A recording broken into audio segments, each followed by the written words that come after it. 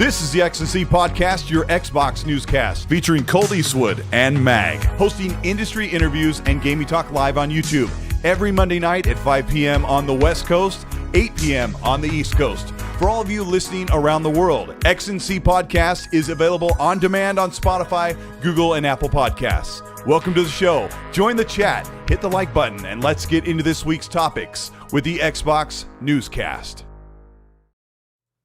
Welcome, everybody. How are you? What a great Monday. I'm Colteastwood. And are you now? I think I am. And I'm super glad to finally be reunited with my true love, Mag, middle-aged game guy. Yes. And let me tell you something. How are you? I'm doing fine. We had some technical difficulties to start the day. Discord decided to do a massive update and then wipe out all my settings. But it doesn't matter. We're here now. Yeah. But I can tell you this. On my second screen, I had the chat rolling, and all I could see is Risk It for the Biscuit starting already with his nonsense. It's been going on nonstop for about 5 minutes. He's been complaining, calling us the Infinite Podcast, Xbox Infinite Podcast, because we were late. He's saying that why haven't I been replaced yet? And then, of course, the biggest faux pas I saw of the evening is Happy Bomb actually asked if he was free to do a podcast. Happy Bomb, let me tell you something. I'm going to look right in the microphone. Do yourself a huge favor. If you don't want to lose subscribers, do not have Risk It for the Biscuit on your channel. Please, just save yourself the time and trouble. By the way, Risk It, I watched some YouTuber. I'm not going to say who, and you were one of the people in the.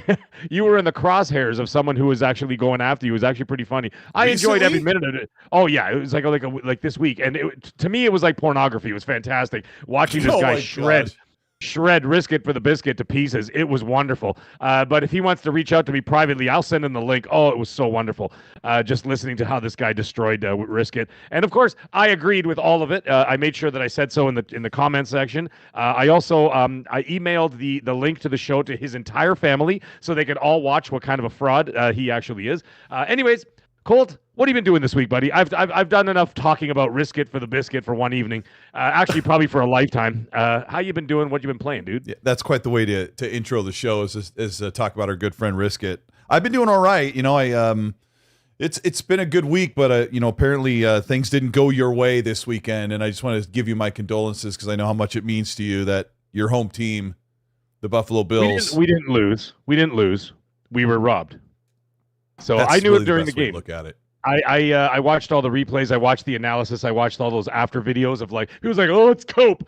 Not really when you have 75 YouTube videos showing in super slow motion all the different calls that weren't called and stuff. And I watched it live and I'm like, that wasn't a face mask. Tony Romo's like, that wasn't a face mask. They gave him the face mask penalty, touchdown.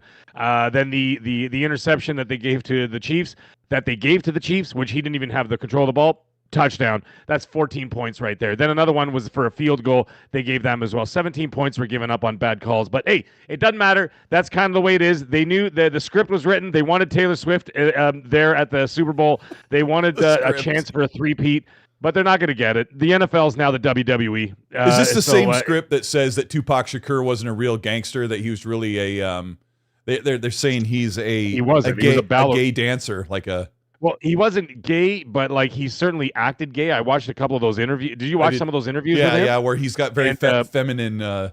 Yes, with his legs crossed, and he's doing this with his hands and this and that, whatever. Yeah. Well, he was in an art school, and he grew up in an upper middle class neighborhood. That's what makes him an amazing rapper, though. And he was a ballerina and an actor. Top of it. Not a ballerina. That's not fair to say. He was in ballet. Yeah. He was in interpretive dance, and he was in drama school, not street drama, folks. Drama school. Hey, what we do here at X&C is like an interpretive dance sometimes. That's what you call studio gangsters. Studio gangsters. That's what you call. That's what Eazy-E used to call them.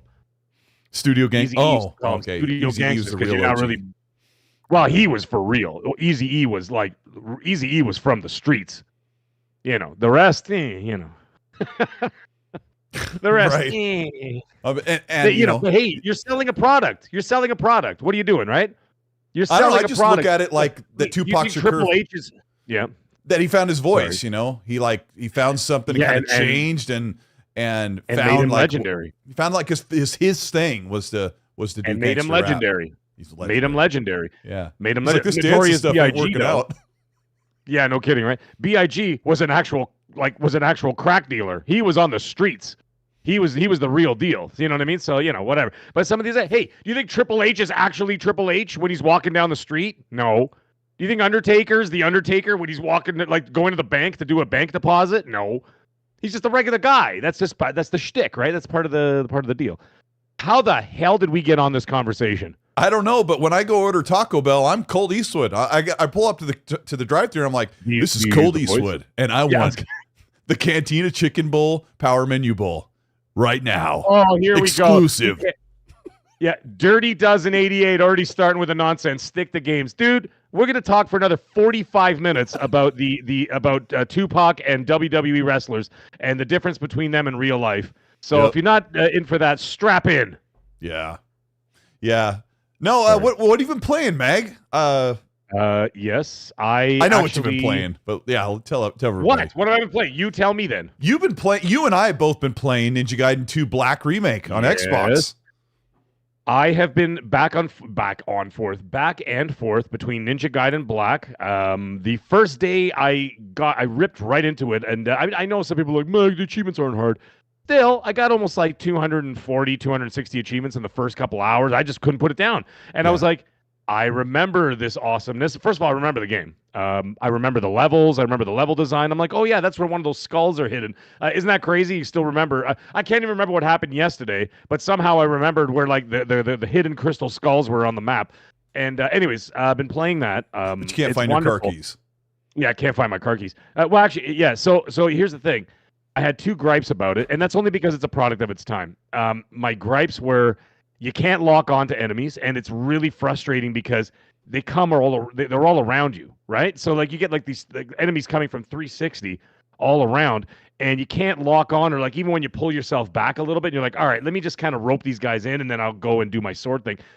But the problem is they start moving around, and you can't lock on to somebody, so you don't know who you're going to attack exactly, depending on where the thumbstick is moving, right? So it's a little bit frustrating, and then the camera is a little bit slow to respond. So sometimes, like when you're moving the camera, it either swings wildly too far, or there's a delay. So there's a slight delay, so you feel like you're fighting with the camera. So like when I'm going around a corner and I'm trying to have the camera follow me like this, especially when you've got enemies waiting around the corner, I find that when I get around the corner, then the camera swings around. By then, I'm already being hit. Yeah. Right? Yeah, I actually lose track of my character, too. In the midst of the scuffle, I'll start looking at the other guy, and I'm like, wait, where's Ryu? Or, as they properly say, his proper pronunciation of his name is Du. Oh, really? Yeah, isn't that something? Yeah, that is something, actually. The more you know on Ecstasy Podcast. The more you know. Doo-doo. Yep. I thought, anyways, I'm having a great time with it. Now the thing is that also I would imagine that Ninja Gaiden 4 will not have these issues because it's not a product of 2008. It's a product of 2025. When you watch that trailer for Ninja Gaiden 4, did you feel like, oh, they kind of modernized it? Because when they switched to Ninja Gaiden 2 Remake, I almost didn't realize I was watching a different game. Do you feel like they modernized 4 from what you saw?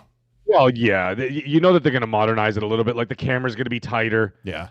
You know what I mean? Like, actually, you know what? I'll give it to Jez. One of Jez's funniest tweets this week. I know he tweets like an 8-year-old girl every 4 seconds, but like this one tweet he says the real enemy. I can't remember exactly what he goes. Oh, the real enemy of Ninja Gaiden is the guy who created the camera controls.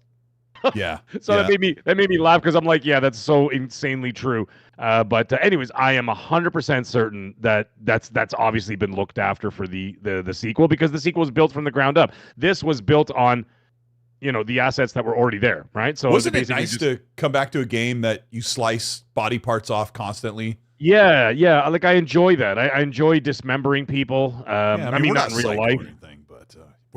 But I mean, give me the gore, give me that. I mean, there were a couple of games out there. There was one on Game Pass a few years ago. I can't remember the name of it. It was like a ninja game, and it was part 3. I'm gonna go look it up. I can't remember the name of it. And it was awesome. And it was the same deal, man. Beheadings, cutting off arms and legs. I'll find it when you're talking. The black and white one. It wasn't black and white. No. Oh. It was like. What's he talking about? It was a schlocky sort of ninja game with a lot of comedy. It was number 3 in the series. Dragon. No. Oh my gosh, yeah. Help me out. Yeah, what Help is me out. Shadow Warrior? Shadow Warrior 3. Shadow Warrior. There it is. That was a good Shadow game. Warrior. I love that with game. Liu Wang or whatever his name is. I think his name's Liu Wang. What, makes all those, like, that sounds like the porno version of Liu Kang and like a porno version of Mortal Kombat. I mean, he makes comments like that constantly. Liu Wang. Yeah, he makes comments like sexualized comments. He's really funny, and the guy who plays them is just a white guy doing an Asian accent. So it's like your classic, hey, this is okay comedy. This guy's gonna do the whole accent. Yeah, and he's freaking hilarious. Riskett just can't help himself. He just can't help himself. He just can't stop. Yeah. Where's Dirty Dozen? Where is he? I'm ripping through this game thanks to Elden Ring. Oh, there you go. Okay, it said Elson Ring, but it's okay. I knew what you meant. I knew what you meant there, brother. Dirty Dozen. Yeah. Anyway, listen, it's a great game. I'm having a great time with it. So I've been playing that. I played that for a few days, and on the other side of the fence, I just got the platinum on what's it called? On Astrobot, and what a wonderful game. The platinum wasn't too difficult. It took about 17, 18 hours, something like that, so it wasn't crazy. But I got that, and I got to say, it's still my second favorite game of the year last year. It wasn't to me, like, it was a wonderful game, but my personal opinion, I don't think it should have won Game of the Year. I would have gone with Stellar Blade. I think Stellar Blade was the better game. I know that there's a lot of aficionados out there that would have said Final Fantasy VII Rebirth was Game of the Year. Some people say Dragon's Dogma from Capcom was Game of the Year. That was a big one that was overlooked, I believe. But for me, from what I played now Dragon's Dogma is on the list. I'm playing Final Fantasy 16 right now. I just started that last week, but I put it down to play Ninja Gaiden on Xbox. So you see what happens when you got too many consoles? I'm like flopping back and forth like a flip flopper. I'm flopping back and forth. All right, and like I'm like, oh, there's this over here. Oh, there's this over here. Oh, there's this over here. So I'm getting distracted. But doesn't matter. So now, this week coming, it'll be Ninja Gaiden, and I'm going to be going back to Final Fantasy 16. And then after I'm done Final Fantasy 16, I'm going to go to Dragon's Dogma. And then I'll give you my decision as to what 2024's Game of the Year was. 4 months after the year ended. There's like this theme of swords for gaming all through the show tonight. One of the things that I've been playing Ninja Gaiden. Another thing is that the Final Fantasy VII Rebirth came to PC this week, and they just announced that next month, Rise of the Ronin, another samurai game that was exclusive to PlayStation, is coming to PC. Right. That's made by the people Wasn't that make that also Neo, made by Team Ninja? Yeah. Wasn't that also made by Team Ninja? Yeah. Same people? Yeah. Interesting. So I've kind of wanted to play it because of the open world aspect. I'm more apt to play it, but then the Neo games are very difficult. So we'll see. I'm not super excited about that, but before we get into that, I was playing Mass Effect 2. Like, I kind of heavily modded it on PC, so I've been kind of playing that because I think by Wednesday I'll be playing a brand new title. So I want to get into the Game Pass stuff in just a moment because we have like a Game Pass update. But Yodana Kizada, thank you so much for the $2 super chat, and thank you for being a mod here every week. You're amazing. He says Riskit has a car with the wipers on the inside for the tears. Jesus. So nice. So nice, Yodani. Red Wolf Renegade, thank you so much for the super. He says, I can't watch live. I hope you guys have a great show. So he's probably working on something. What's that? No, I said, I hope we have a great show too. Yeah, I hope we do. I mean, it's really up to us, right? It's up to us, isn't it?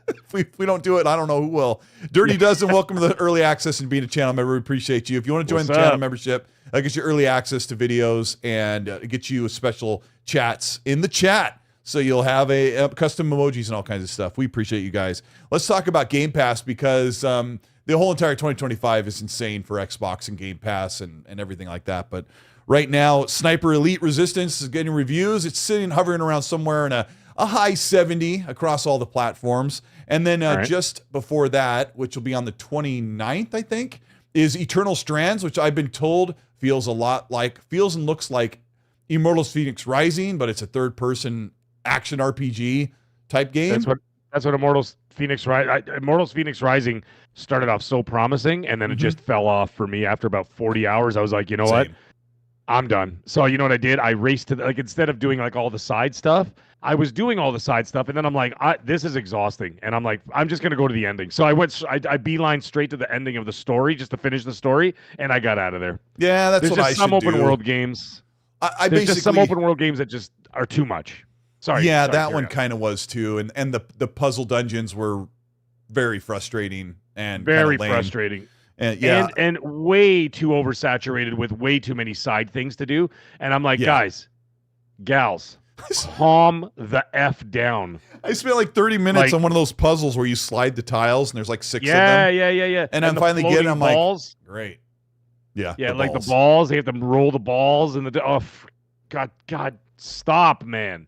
Yeah. Like do a couple of those, but like not 750,000 of them on one map. And you're like, oh, the combat was good though, and it was a good looking game. But it was a great game. They just got marred down by too much by too much clutter. Yeah, Green Monad says clutter and it lost focus. Yeah, it does. That's what I was doing.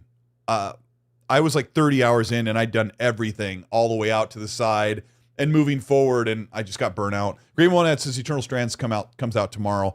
That one's also getting middling, decently average reviews. I haven't looked it up in a while, but I think it's also probably in the mid to high 70s on Metacritic right now. And keep in mind that only a few reviews are out at this point. So yeah, it's like at a 71 on PlayStation, 75 on PC, and 75 on Xbox. Yeah, that one's like not all that wonderful, but hey, it's basically free if you want to try it out. But that's what's going on with the Game Pass stuff. There's a lot of people who are saying they're ready to come back to Game Pass, or they're ready to come over to the Xbox platform via Game Pass, because Xbox just had a great developer direct, which we're going to break down in the middle of the show. And you've got people who are like, well, I guess I better jump on my PC or maybe go get an Xbox or blow the dust off my Xbox, because it's undeniable at this point that if you want to play all these games, buying them outright, it's just, maybe it's not the right move, because you can save 3/4 of your money by being on Game Pass. So yeah, it's a good time now. That kind of helps in the you know what I mean, in the grand scheme of things. If you have access to it, I've said it before, that if you have access to it, why bother? I mean, unless you want like a, if you're really into the tech thing or whatever. Like for example, I know some people who are not playing Doom on Game Pass. They're going to be playing it on the PS5 Pro because it's enhanced. And I'm like, all right, that's fine, that's fair. You can do whatever you want. As we saw Phil Spencer say in the interview, he doesn't care where you play it. Right? Yeah. He literally said it when they talked about going to the PS5 and the PS5 Pro. He's like, play it wherever. It's the same thing we've been saying. They make money no matter what. What the hell do they care where you play it? You know what I mean? So you can play it on a Casio tone if it makes them money. That's all they care about at the end of the day. So yeah. But you know what? The money proposition is a big thing too. Like if you want to just like, let's say, I don't know, wait till May and subscribe to Game Pass for like a month if you really want to take advantage of it. You can play Avowed, South of Midnight, and Doom all for $20. And if you want, I think Expedition 33 as well is in there. Oh my God, that's right. That's out there too. I'm just saying you don't have to. Or if you want to play like 3 out of 8 of the games, you probably should go Game Pass, unless you really need to own them like right away. But I don't know. We're gonna get into Phil Spencer's discussion with Paris Lilly and Danny Pena and Destin Legary. There was a couple of nuggets that came out of that, and but something that's really been keeping me like energized throughout all this news, because we've been talking about the multi-platform thing or the third party red lines thing for a year now, Mag. And one thing that's really like quenched my desires has been the wonderful sponsor that we have, 4XP. Well, how about that? How about it? Yep. Well, what else quenches? There's nothing that quenches my unquenchable appetite for power, for gaming, for energy, for anything that goes on like that. But there's one thing that can flow through my veins more than the veins of this warrior is 4XP. It is the nectar of the gods. It's what brings great. It's how the pyramids were built.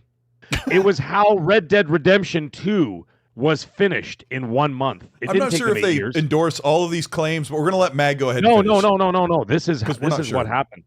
They landed on the United States of America. Landed astronauts on the moon because of 4XP. Why? Because those astronauts were able to stay focused and awake and alert and aware. And they made it to the moon before the Russians and the Chinese could even do it. That's what happened, folks. The pyramids were built because of 4XP. Red Dead Redemption did they put pyramids on the moon? Month. They put that too. That's underneath the surface. Red Dead Redemption 2, the development cycle for that was actually only 4 weeks. Why? Because they were all drinking 4XP. Ladies and gentlemen, if you want to develop one of the greatest games of last generation and going into this generation before Grand Theft Auto 6 comes out, the only way that you could do that, or even play a game like that, or get 1,000 out of 1,000 achievement points or platinum them, you have to drink 4XP. It's the only way. It's the only way that it can be done, ladies and gentlemen. And there it is right there. And what flavor, Colteastwood, what flavor are we showcasing this week? Tonight's flavor is blue raspberry. It's called Legendary. And we are giving away a tub of mix for Legendary. A tub. All you have to do is go to their website. Let me get this. I'm going to put this sucker in here. So there's no mistaking it. We don't want you guys to go to the wrong website and not get a chance at entering this. If you go to that link that I put in the chat, 4xpgaming.com/XNC giveaway, you can get entered in for. Thank you. You can enter in for a tub of Legendary Blue Raspberry, which is one of my favorites, as well as the white gummy. And we're drinking white gummy tonight. And actually, I've had people reach out to me. People reach out to me in DMs and stuff saying, "Hey, got my 4XP." And no, I'm not making this up. This is not like some schlock for an ad. There's that word again. I'm being dead serious. I know it came up twice. I'm being dead serious. People reach out to me saying, "Yo, I got my 4XP, whatever. This is my favorite flavor. I love it. This and that." I've had your Wicked Hot out there. He was talking about the watermelon, saying the watermelon was absolutely amazing and he loves it. The white gummy seems to be the favorite, the fan favorite across the board. But hey, all the flavors are amazing, but it's nice to see that people are actually getting their orders, and they're reaching out to me and telling me about it, taking pictures and saying, "Got my order. Thank you guys," and saying and being appreciative of it. And of course, thank you to 4XP. I'm wearing their hat right now, and for sponsoring this very show. So you know what? Thank you. Like I said, the only way that we can keep going, the only way that we can stay on our feet, the only thing that keeps us alive, we can move forward in this world, keeps our sex drive at peak capacity. Yeah, it makes me a sexual tyrannosaurus, like Jesse Ventura said in Predator. Oh my gosh! Right? He goes, "This will make you a sexual tyrannosaurus." If he's talking about 4XP, he was all these claims. If you use XNC 2025 as your code, you get 20% off your order. Thank you guys so much. Let's get into the news. I'm excited to talk about what we've got going on. I want to start off with something slightly interesting. This will probably only be a minute, but I got hands-on with Assassin's Creed Shadows last week. I played it for 4 hours. I put out a video. The first thing I saw was a comment from my co-host, middle-aged game guy on YouTube saying, "Colt, we need to talk." So before I let you loose, I just want to say I had a terrible experience on their cloud streaming service. I had to play it on a cloud streaming client. So I got my TV, I got what looked like sub 1080p, sub 30 FPS, a really joggy, jittery, low bandwidth stream, which my internet's great. Well, I mean, you guys watch the show would say no, but I have 600 down, 30 up. And yeah, it was awful. Jez Corden said this, Destin Legary said it. The hands-on thing sucked, but they recorded it natively on their end. The world's beautiful. The combat was too spongy. It took too long to kill enemies. If you've played other games, other samurai games or Tsushima, it should take 3 or 4 sword swipes and you could take someone down, and it's just really grindy. And they had good gear for us in the build. Sometimes in the world, I was like, what am I supposed to do? Where can I find action? I'm recording right now. I want action immediately. And I felt like I had to wait too long to see it, but Mag, I enjoyed Assassin's Creed Shadows. I think it's going to be a pretty good game. I think it'll do okay. But what are your concerns being the guy on the outside? From the previews, and I've spoken, well, not only just to you, but I've spoken to other people who've played it. Whatever. I was not part of the testing cycle on this one. I'm playing something else from Ubisoft, so they didn't invite me to the Assassin's Creed Shadows one. But the interesting thing is, the Ubisoft Toronto office is only 40 minutes from my house.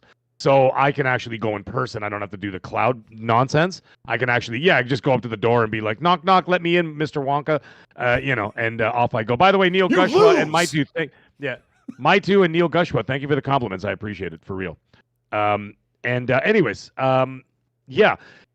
so the people that I did get to talk to who played it, it was a mediocre experience at best. And this is not what you needed to overcome the the culture war around the game, the controversy around it, the people that there's a lot of people doing the head hunting and whatever against Ubisoft. They've sort of be put in the crosshairs after releasing like a couple of not bad games, just poorly optimized and poorly made games, just like from a technical point of view, and then they had to fix them afterwards, kind of deal, and then do a bunch of quality of life fixes and bug fixes and all kinds of stuff. I even heard that some people were having bug crashes in the middle of their tests and weren't able to get back. I had one soldier glitch out, and at one point, Noway was standing like just above the roof for a minute, and then it. Right. But I played for 4 hours. That's all I saw. But go ahead. Right. Yeah, the other thing that I said. Yeah, I would imagine so. And I know 2 people that had it crash on them, and they weren't able to get back in with the same character. They had to start over again. So that didn't work out. Now, the thing is, like I said, if you're marred in all this, never mind the controversy and whatever else. I'm just talking about marred in all the negativity around the company. Oh, yeah. The problem with that is that this game has to hurdle over that. Kind of like how Josh Allen got the first down last night when he hurdled over the Chiefs, but the referees had a different idea. So Ubisoft has to do the same thing. And a mediocre experience is not going to get over that offensive line. You know what I'm saying? Just to use my football analogy there, you need a 90 game. You need a 91 game. You need an 88. You need an 89. You need something around there. That's the only way you're going to be able to hurdle over all the negativity around it. If you're releasing something that's going to hit in the 60s or 70s, you're sunk. Maybe not as a company, but the game will be sunk. And then that's when they have to start really making some moves and saying, okay, what is our future looking like now? Because if we can't even make a quality game of our biggest franchise, I know that they're doing they're doing the remake of Black Flag, which thank God, because I love it. And I look forward to that too, by the way. Sorry, I know you were about to say something, but before I forget that's fine. I was just going to say that, if they do think this game, then, like Tencent buys them out of whatever, what they could do? They could start remaking all of their classics from the ground up, and I would be okay with that too, just to keep. I know, dude, I know. Well, what else? And then eventually, and eventually get a new game out there. I mean, like Splinter Cell is still in the wings. You've got this game here. You've got Black Flag remake coming out. You've got, by the way, I have news on another one that they're working on. So you and I are excited about Assassin's Creed Witches, which we'll call it for people. Yes, the Hexus we'll call it. Yeah, it sounds like it's going to be called Assassin's Creed Coven. I think that sounds like a great name for it. But okay, cool. And then there's another one actually I was given liberty to talk about that. Apparently, there's word that they're doing a ground up remake of Assassin's Creed Unity. The one in France. That's the worst one. Maybe that's why they're doing it. I mean, maybe that's why they're doing it. It's the most beautiful. I mean, I played it on PC and it looks amazing. It's kind of the non-favorite. And somebody in the chat said, "I'm getting bored of AC at this point." And it's like, yeah, they've had it almost every single year since 2007. Right. I thought that the resurgence of the series was when they went to that sort of RPG element, right? Where you build up your character, your gear. I love that. When it started with oranges. Jesus Christ, I just said oranges. Assassin's Creed oranges, ladies and gentlemen, where it's citrusy goodness wrapped up in Florida. This place is great. Shout out to over 600, almost 650 people are watching the show. If you're here listening to Mag and I, this is the Ecstasy Podcast. We cover the Xbox, PlayStation news sometimes, and just everything that's going on. We're live on YouTube. You might also be listening to this on demand on Spotify and Apple and iHeartRadio podcasts. Thank you so much for supporting the show. Hit the like button if you're here. Mag and I are talking about Assassin's Creed Shadows preview, which I did, 4 hours of it. Interestingly, one of my least viewed videos in a long time. I put it on an hour before Xbox Developer Direct. Meg and I are kind of talking about some of the gripes. One thing I wanted to interject in this thing, I don't know if this ever happened to you, chat, and I'll ask you, Meg. Have you ever wanted to show somebody this game you're really enjoying, and you're like, check this out, and then you try to show them the world, and like you just can't just show somebody the world because it's the all-encompassing build-up and all of the interconnected stuff that you're doing, and all of the stuff, the gear that you have, and the way you move around the world, and the cool things you do that you can't just show somebody right away. And that's how I feel when I preview games where they put you smack dab in the middle. I was level 25 for most of the build, and they put you in the middle of the open world, and I have no compass point of like, I don't even reference point of where there was a short prologue. Is that the right word? The entry? Yeah, prologue. Yeah. Sorry. Yep. I'm not very educated. Epilogue is the ending. I know epilogue's the ending. Is the beginning. Yeah. Thank you. I just want to say that Yasuke gets introduced into the game in the prologue as a servant of these Catholic priests that come to the island on Japan, and they're like, why are you having priests here? And who is this guy that looks different, that has dark skin? And he asks Yasuke, he says, does everybody from where you're from have the same color of skin? And he's like, yes, we do. And he's really like humble and quiet. And I liked Yasuke immediately. And then the origin story, then Nobunaga is like, he tells the priest to go away and says, you stay with me. I'm going to train you. And I thought that was so cool because, you know, the whole, oh, he's not a samurai. But in the game, this guy Nobunaga is going to train him to be a samurai. And then Naoe is a young girl who's, you know, gets in a really bad situation with her family and loses people she loves. And she's like, I'm getting revenge. And she's going to have this origin story of becoming a strong person. But then they throw you in the middle of the game immediately, and you kind of miss all that buildup. So I would think, after all that I just said, wasting your time explaining that we're not getting, when you watch the preview, there's so much you're missing that, like, people have a hard time filling in the blanks, Mag, when they're more apt to say, that looks like trash, that looks like ass, that looks boring, that looks, I'm done with Assassin's Creed. But then I'm predicting that I'm going to play it and really enjoy, like, being in the world and learning about everything that's going on. That's kind of where I'm feeling right now, even with my gripes. Well, sorry, I watched Skill Up as well. No, you're the one who played it. Yeah, what did he say? Yeah, give me the Skill Up did not recommend it. In his video, he said he doesn't recommend Assassin's from his preview. Doesn't yeah.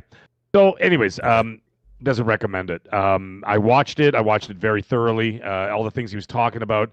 There was a couple of quality of life things that he was discussing that didn't make much sense to me. Like, for example, like if you started a mission and you picked either of the characters, once you've done that, you can't go back. Like, you can't like just switch to the other character. Like, oh, until the mission's picked the wrong character. Yeah, and it's like, oh, I picked the wrong character for this mission because clearly this is a mission that would be better for Yasuke or for the girl. I forgot her name. Nawe. Sorry, I thought it was Nambe for some reason. Nawe.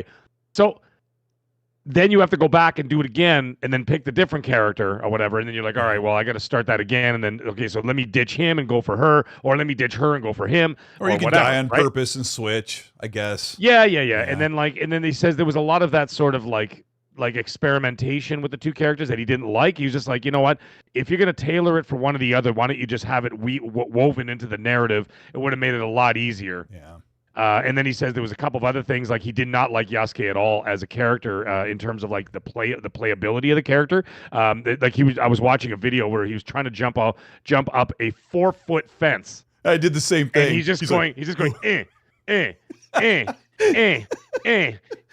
like the jump. Chubby and I'm guy like, trying to dude, chubby kid.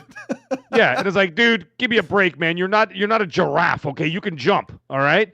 So like, you know, anyways, so like you can't do that. I think it was your video where like if you they have like those clotheslines or whatever, you know, the lines in between the buildings. Yeah, where you can like walk on a tightrope. Yep. Yeah, and so like he walks on the tightrope, it breaks and it falls, or that when he kills somebody, it's so effing loud that the whole bloody camp heard. It's like, yeah, and he falls. And it's like, dude, Assassin's Creed, not like blood curdling murder. I didn't cover this properly in my review, but I did go in as Yasuke and try crouching around, and I took out a bunch of guys. I'm like, even though he's just like he's like a turtle lumbering around, and I was like, that was I gathered from Skill Up. He said he wasn't impressed at all with the playability of the character and whatever else. But anyways, that is definitely a wait. Now the thing is, I made a joke about it. I'm like, listen, man, Ubisoft games, to close out this topic, Ubisoft games are best consumed 1 year after purchase for $20. That's the best way to buy it, because you buy it for 70% off, and then you get the finished product after they've fixed all the bugs and all the everything else. They still haven't fixed Assassin's Creed Valhalla, where I'm still locked out of my 1,000 out of 1,000, because there's one area where I have to pick up scrolls, and there's four of the 5 scrolls I can grab. The 5th one I can't grab. There's no icon. There's no button prompt for me to pick up the scroll, and I can't get my 1,000. So they didn't fix that bug. And there were so many other bugs. I had to go back to the game like 3 or 4 times, waiting for bug patches to be able to finish side quests in order to get a completion, which of course I couldn't do. I got 100% completion on the map, but not on the achievement list. So F that. But anyways, So the fact that I usually wait a year for a Ubisoft game and I pay $20 for it, perfect. And like I said, I get the finished product. The problem is, if this game isn't good from the get-go, it's going to be very difficult for me to even want to pick this up for $20. And I'm an Assassin's Creed nut. Yeah, I am too. I play them all. Yeah. I play them all, and I 100% every single one of them. And because I adore them. And for me to not even want to look at it, I'm just like, you know what? This just didn't do anything for me from the get-go. And I'm like, it's just not grabbing me. But yeah, and we'll revisit this next year. You weren't like itching to play it as soon as possible either. No, from Black the Flag, beginning. get me right back in there, dude. Yeah, and that's probably going to come out fairly soon. Maybe they've got that for holiday, and I'll just say, I don't think this game is going to be the last straw for Ubisoft. I think they've got a little bit more time, but yeah, Meg's right. They're not going to put out a 94 Metacritic Assassin's Creed Shadows and then win the day. They've got a lot more work to do, just like Xbox has. Let's move on. I think Splinter Cell. Yeah, no, people are going to lose their mind. Yeah, I know. Splinter Cell is going to be the new pressure point now, because now that Assassin's Creed is not, like, I don't think it's going to hit the way that they want, and now I think that the pressure point is going to be moved off to Splinter Cell now, and that's very unfortunate. But anyways, carry on. Let's go on. Our friends at 4XP Gaming sent a $2 super chat. Says all claims made by Mag are undeniably true. They are undeniably true, ladies and gentlemen. In fact. There's a new contract out there right now for 4XP with Elon Musk that they are actually going to start building pyramids on Mars. Out of Cybertrucks. Out of Cybertrucks, all being sponsored by 4XP, and everybody doing it is going to be drinking 4XP, because there's no other way you could do that. There's no other way you can get to Mars and then build pyramids. The moon is not made out of cheese. It's not made out of cheese, right? It's made out of 4XP. It's made out of 4XP. That's right, white gummy. That's why it's white. There it is. Matthew, thank you so much for the €5.99 super chat. We appreciate you. Says Colton Mag, here in Ireland, I can get Game Pass for $10 a month, and then he's got an emoji that looks like walking like an Egyptian. Would that be? Would that be PC? Like, would that be PC Game Pass? I don't know. Maybe it's just. I don't know. For €5 a month. So. Shout out to Matthew for the great deal. Ultraman with a $2 super chat says, what's up, guys? Good to see you, Ultraman. Boner Jam's our good friend. And I'm going to have to do this in a sultry voice, it sounds like, with a $5 super chat. He says, evening, gents, here in the shadows, doing work and listening to Mag's sultry voice. Have a great week, boys. Isn't that something special? Last week when we were doing the show, there was someone in the chat who didn't like what I was saying, surprise. And he's like, turn Mag's mic down. It's all I can hear is his voice. I'm like, there's only 2 of us on the show. So if Colt's not talking, I'm talking. Mic check. Like what? What do you want? Yeah, we are like the exact same. We're at the exact same decibel level, but our mics are slightly different. We were talking about pre-show about you getting a different mic. I'm going to be buying an XLR mic. Yes, I'm going to be changing it up because this one gives you a smooth sound, but it doesn't give you a clearer sound. It gives you sort of it gives it like more of a muted monotone sound, so it removes the background noise. But I don't want that. What I want, and I'm in a room here where there's no background noise. So I'm going to move to an XLR mic, and then that's going to really going to bring a lot of punch to the audio. So that's something I'm working on, and then eventually. the camera as well. I'm going to work on another camera that I can get 4K streaming on. So we'll do that. Yeah, that's all in the works. Check out Mag's channel because he's creating content. We've been talking behind the scenes about, I try to have a certain level of production, and I've done all these things, but it's taken many failed attempts of trying different things to get like everything working all at once. When I make a video, I'm not gonna have the quality that some people have been doing YouTube for like 6 years, 7 years, whatever. I'm not gonna be there just yet. I'm going through the journey, and I'm going through it. And as the channel grows, and actually, what's happening? The channel is growing. I mean, I'm just surpassing 650 subs now. So I went another 150 subs in a week, which is great. But like even the videos now are coming up on like 700 something views, whatever. So I'm climbing up to 1,000 viewers per view. That's pretty good for being only 1 month in. So I'm happy with that. But part of that is that when I get monetized and everything gets going, I'm going to start building the channel and start buying better equipment and everything else, and just put it all into the production of the show. And that just comes with time and patience. And I will do all that because I'm not going to. This is not going to interrupt anything in my real life or whatever else. Mag, this is all. One of my first Xbox related YouTube videos, I stood out on my deck with my phone and said my narration into my phone on the phone recorder, and then I dragged and dropped that file into Windows Movie Maker. So we all have to start from somewhere. You kind of make everything work until you can get it done. I recorded one time in my car and realized that the acoustics are completely awful. Let's talk about games again. We got, today it was announced, what a big shocking surprise, that People Can Fly, the team behind Gears Judgment and Bulletstorm and Outriders, are partnering with the Coalition to, I'm just going to add this editorial right now, partnering with the Coalition to launch Gears E-Day in 2025. Now, Tom Moran has been reporting that he's heard that Gears E-Day is actually making 2025 in the holiday. And before any of you say, what about GTA 6? What about Grand Theft Auto 6? What about GTA V1? No, we can't wait. We can't wait. We can't push games out until Grand Theft Auto eventually comes out. So as far as we know, Microsoft and Xbox and the Coalition are planning to have Gears out by the end of the year, barring any delays. Like that, this is their plan. Yes, I know, and that's crazy to me. Oh, by the way, KLZ180. The name of the channel is called The Mag Show, The Space Mag Show, or you could type it at The Mag in YouTube. It'll show up. I'm sure there's probably a link in the description of this show tonight. Anyways, sorry, he was asking a question. That's all right. Actually, ironically, speaking of The Mag Show, my first video that I released on the channel outside of my live streaming was Gears E-Day and the Gears Marcus Phoenix collection targeted for 2025. That was the very first video I dropped on my channel. And funny enough, I got that same news a month ago that they indeed are working with another studio. They didn't say which one, but they were working with an outside studio in order to help push the game along and with the co-production, because the game is going to be coming multi-plat, right? So so there's that as well. So I was actually shocked more than anything that there was a possibility that E-Day and Marcus Phoenix collection would be making it to consoles in 2025. I thought that was something that might be 2026, considering how much they're already dropping this year. But if that's what they want to do, I mean, that's what we're hearing. They may change that because you guys keep asking. Yeah, sorry to talk over you. Yeah, what's up? No. It's for a good reason. People asking where Mag's channel is. It will always be in the description.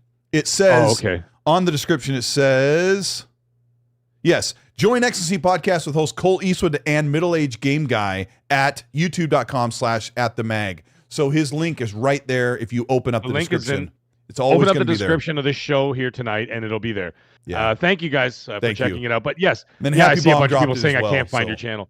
I did put keywords as the space Mag Show. Mag Show is all one word, and I put that as keywords that people would easily find it easier. But either way, you'll find it there. But anyways, E-Day, I talked about it in my video. Is that it's being co-developed for PlayStation, PS5 Pro, Xbox, PC.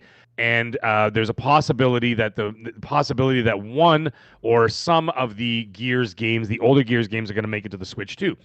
For example, there was a talk of the Anniversary Edition. of Gears 1. Yeah, remember that? Whatever, remember they did that? Whatever we're The going to call it. remaster? Yeah. And, yeah. Maybe just porting that one right over, which would totally work. Yeah. Which is fine. That's a great way to get people interested in the series and whatever else. Pause. Yeah. Pause. Go ahead. Pause for the cause. Yeah, pause for the cause. I want to remind you guys, if you're a big fan of Xbox and there's these franchises you love, what Meg and I are explaining, some of your favorite franchises are going to grow exponentially. Reviving something like the well-loved Halo Master Chief Collection or the well-loved Gears games, like the original 3 that are so well-loved, when those launch on the Nintendo Switch eventually, or they go to PlayStation, expect in the very near future for that franchise to see an absolute massive support and an extra push financially from Xbox's first party. Because Phil said in his interview with Justin Legary that what they're doing by putting their games on other platforms is going to make so much growth and so much viability to grow their platform at the expense of other games going to other consoles. And we've been talking about it for a year, but I want to remind you that some of your favorite franchises have died off because they're not getting the proper support, or they've been held behind back compatibility, or they're held behind exclusivity on an older console, or, but Xbox has the opportunity right now to revive our favorite franchises, and all that's going to funnel in and just back push the boost the next Gears games. So yeah, it's a really good thing. Shout out to 700 people. Thank you so much. Hit the like button. It shows your support for the podcast. We appreciate you. Mag, what else were you saying about what else were you know? We the interesting thing is that from what we understand is that the Gears collection, the Marcus Phoenix collection, will not have multiplayer in the game. It's just going to be the franchise, the campaigns and co-op. Co-op will be available, and the actual single player stories will be available. I mean, it's the same thing, but there won't be multiplayer in those games. E-Day, whole different ballgame. Yeah, E-Day is going to have its own multiplayer. E-Day is going to be the place to play. But right, if you're hearing or you think that this Marcus Phoenix collection doesn't have the original King of the Hill from Gears 2 and stuff. Is that what it was called? Yeah, I think so. I don't know. Crispy's in the chat. He might know. Yeah, I mean, I think that's what it was called. But that's like the only thing I did on Gears 2 when I would replay it on Back and Pat was play King of the Hill. Pretty sure that's what's called. It's been a long. When I reloaded it, that's the last thing I'd done. I don't even know what I was going to say. But I don't even know if Marcus Phoenix collection is truly a thing. I do know that Nate the Hate says that Gears 1 and 2 are making their way over to back on Xbox again, updated, and then over to Switch and PlayStation. But I don't know. I couldn't tell you here if there's a Gears 3 and the whole trifecta thing or not. I'm not 100% sure. It makes the most sense, right? Yeah, I mean, we've been hearing about this since December 2023. We've been hearing about this. Now they're starting to get more solid grounding as to what they're going to do with this franchise and how, when they're going to release it, how they're going to release it. What is it going to be a collection? Are they going to release one at a time to maximize profit on let's say PlayStation instead of releasing it as a trilogy box, right? What are they going to do? We don't know 100% what exactly how they're going to make this come to fruition. But either way, it exists. It's out there. E-Day is going to be more traditional game, as I was saying. It's going to be single player, multiplayer, co-op is all going to be in there. It's going to be the full package, as you would expect. Now, there's something interesting about it. I'm not going to spoil the story at all. However, I am privy to the story, and I am privy to what's happening. And I could tell you this. Only this. It's not a multiverse. I could tell you this. It is tied into Gears 5. That's all I'm going to say. I'm not going to say another damn word because I'm not going to spoil it for anybody. I don't want it to be whatever. But this is not just a prequel. I'm just leaving it at that. Okay. All right. So that's cool because that's your nugget. That's your nugget for this week, ladies and gentlemen. You're getting nothing else out of me. If that's true, that means that they're going to do Gears E-Day. And then they're setting themselves up to fold back into, pick back up for Gears 6. It's something I don't know about that. I don't know what their plan is for beyond that. I just know what the story is. Oh, okay. Well, even mentioning that leaves them open to move back to Gears 6 whenever they're ready. I'll Awesome. That's awesome. I'm looking forward to that. 2025 is going to be crazy. Now, that's the thing. At the end of the day, even in my video, I even said, dude, I don't even know if 100%, like, I'm not sitting there going, it's happening this year. I'm just saying it's targeted for this year. Things change, plans change. We still have, let's face it, guys and gals, we still have Rockstar holding the second half of this year hostage. Mm-hmm. So a lot of people don't know where this is going, where that's going, where they're going. They don't know. And I could tell you something else. I've been talking to some people who work for some of the biggest publishers in the world, and they are pissed with Take-Two. Yeah. They are pissed. They're like, poop or get off the pot. Sorry, I didn't want to swear. Yeah, they're like, poop or get off the pot. Tell us what's happening so we can, like, listen, we're giving you the respect and the space you deserve as a Grand Theft Auto game, but, like, can you not hold the rest of the year hostage? Like, I mean, they're not giving Rockstar respect. They're just afraid. They're being they're careful. Afraid. Yeah, and, like, look at Xbox, look at the developer direct. They just took a dump truck of all those games from the developer direct into the first 4 months of the year. Yeah. Why? Because of Grand Theft Auto. They don't want to put those games anywhere near that game. Yeah, Outer Worlds 2 is there somewhere in the mix. Call of Duty is unaffected. I don't care what anybody says. You can release Grand Theft Auto 3 weeks before Call of Duty. Call of Duty's still going to do Call of Duty. You know what I mean? Rockstar probably wants to make sure that they don't step on COD as well, though they're both juggernauts. The two biggest franchises on the planet outside of the free-to-play games, like Fortnite or whatever. Yeah. Meg, what's the buffer zone if you're ready to release your big game of 2025? How much time do you want to be away from Grand Theft Auto? I want to be at least a month away. A whole month? A whole month. How about you, chat? If you were about to put out a game, how many weeks or how many months would you want to be away from Grand Theft Auto? I would say 3 weeks would be okay, but I've heard a lot of people say a month. What are you doing?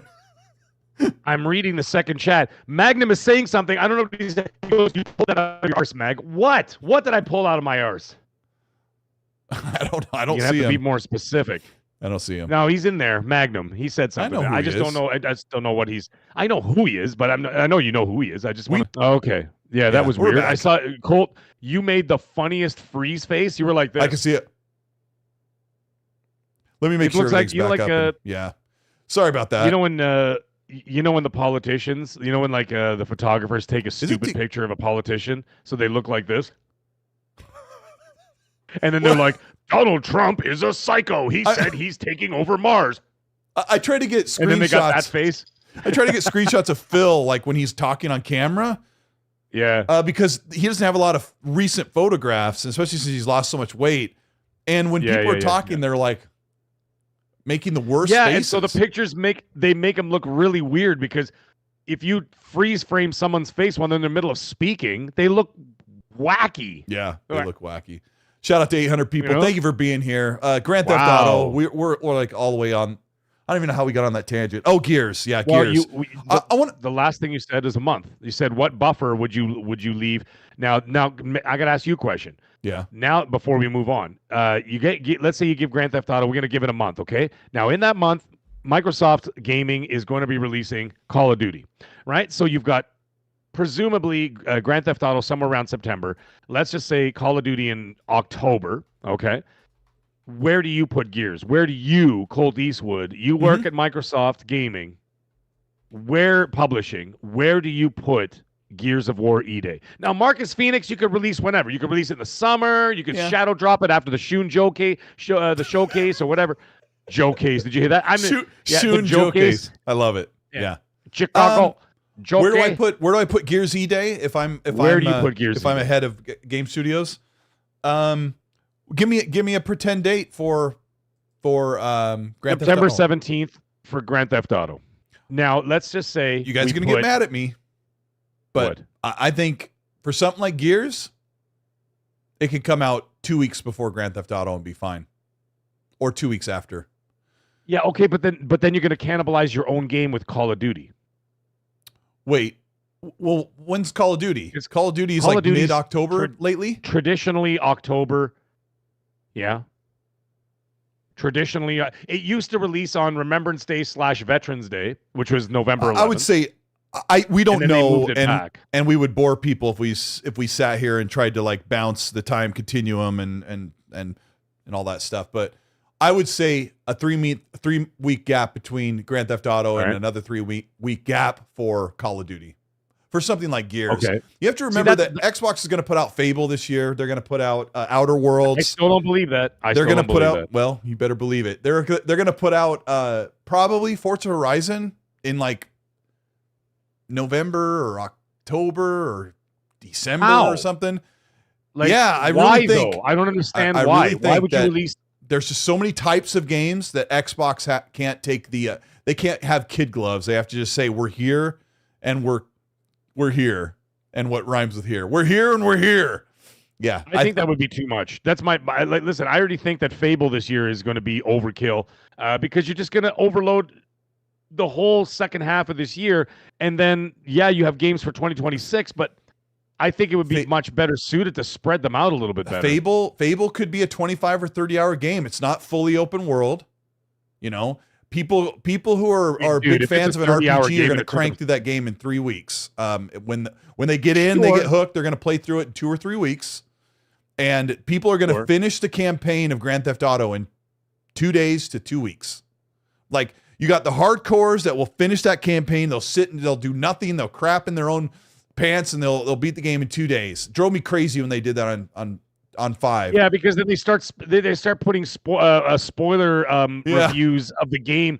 The game's been out for like 36 hours. Lucia marries the alligator. Jesus Christ. Yeah. It's like, can you give us the rest of the chance to download the game first before you're already putting up spoiler reviews of like the story? Just because you don't have a job or a life or a woman doesn't mean the rest of us don't. You know what I mean? So it's like, can you give us a little bit of time? Jesus. Yeah. Good Lord. Yeah, I don't know anything about Forza Horizon other than why wasn't it here last year, so it's got to be this year. Right.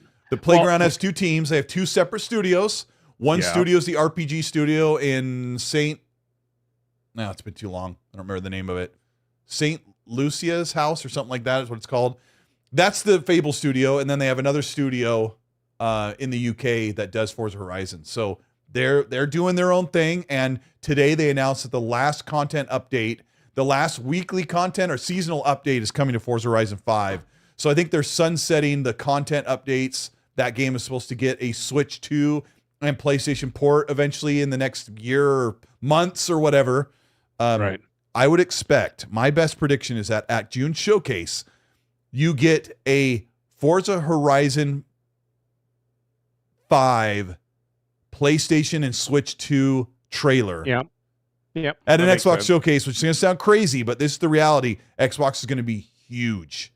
They're gonna show Forza Horizon in all its glory and say it's coming to Switch and PlayStation. Then they're going to follow it up with the trailer and show you all the gameplay for Forza Horizon 6 in Egypt. And then they're going to say it comes out this holiday, 2025. That's my prediction. My other prediction is that maybe it's in Tokyo, but there's another location. So just hold on to that.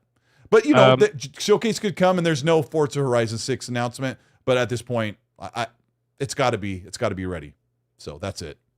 I could see Forza selling very well on PlayStation. I don't see it selling very well on Switch. I don't think Switch users are much into the Forza sort of vibe, but PlayStation players are into the Gran Turismo thing. Gran Turismo sells incredibly well. I think that Forza Horizon is going to sell incredibly well on PlayStation. I think it's going to do very, very well there.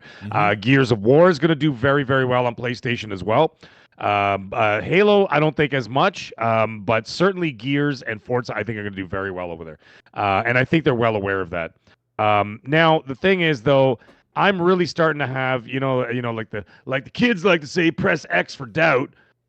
I don't know how many games they want to shove into 3 months when they're banking on a subscription service where they want to keep you, subscribed. Right? August, and so what I'm September, saying is October, November, December. Okay. So Outer $100 and you're going to just dump you like Outer Worlds, Gears, Call of Duty, Fable, Forza Horizon 6. One every month. I know that Xbox probably or the fans want them to space those out, But the studios also want to launch their game. They're tired of waiting. Sure, but at the same time, so let's say you do that. Let's say you launched 5 games in 5 months, which I just absolutely cannot see happening. It does. It's hard to believe. Sure. It's hard to believe. I don't see them doing that. Now, that being the case, okay, let's just say for argument's sake you do that. What do you launch in 26? If you just dumped like 5 massive games that State you have. State of Decay. But have we even seen Towerborn's in there gameplay? too, but Towerborn doesn't matter.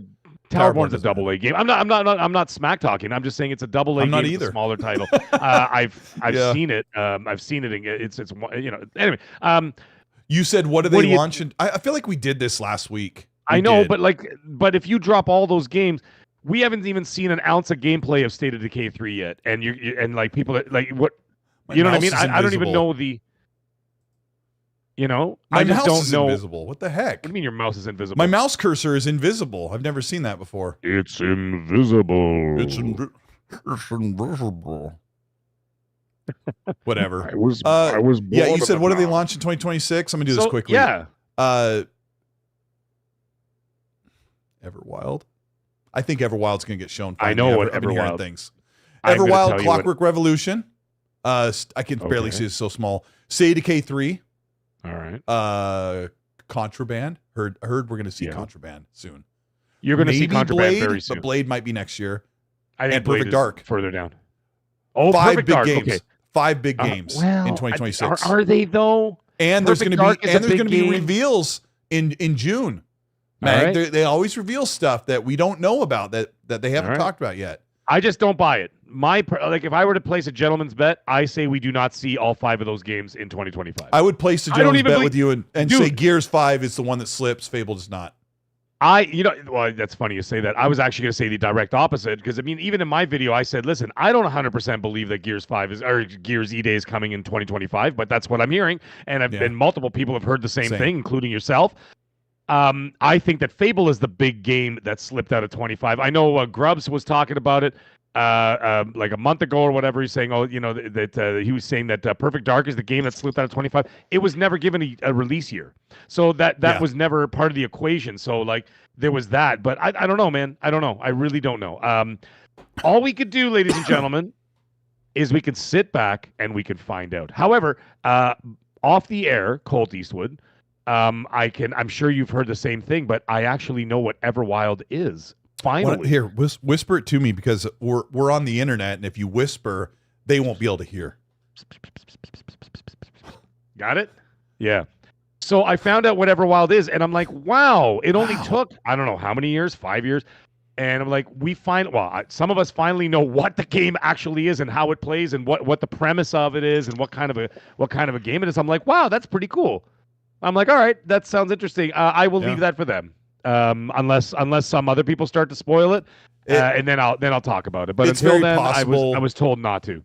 Very possible we'll get that reveal and showcases in like 5 months. Right, not even. Oh yeah. Last time my wife goes, I booked the hotel, and I said, for what? She goes, for showcase. I'm like, already? I hope we get to go.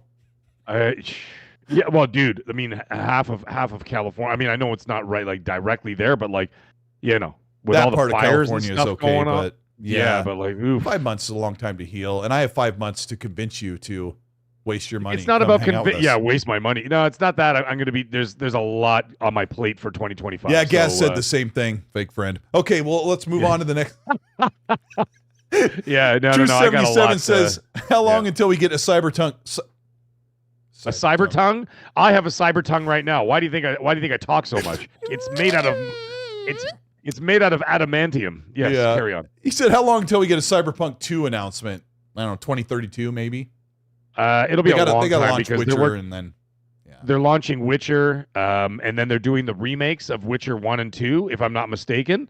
And so there's going to be a lot of Witcher material going on out there. My buddy Red Wolf just played through Witcher 1 and 2 at ultra ancient. Now, they've been working on it. Doesn't mean it's going to happen, but they've been working on it to get it out there. So let's see if they get that done in time. But anyway, that's the word is that they're working on obviously Witcher 4 and then the remakes of 1 and 2.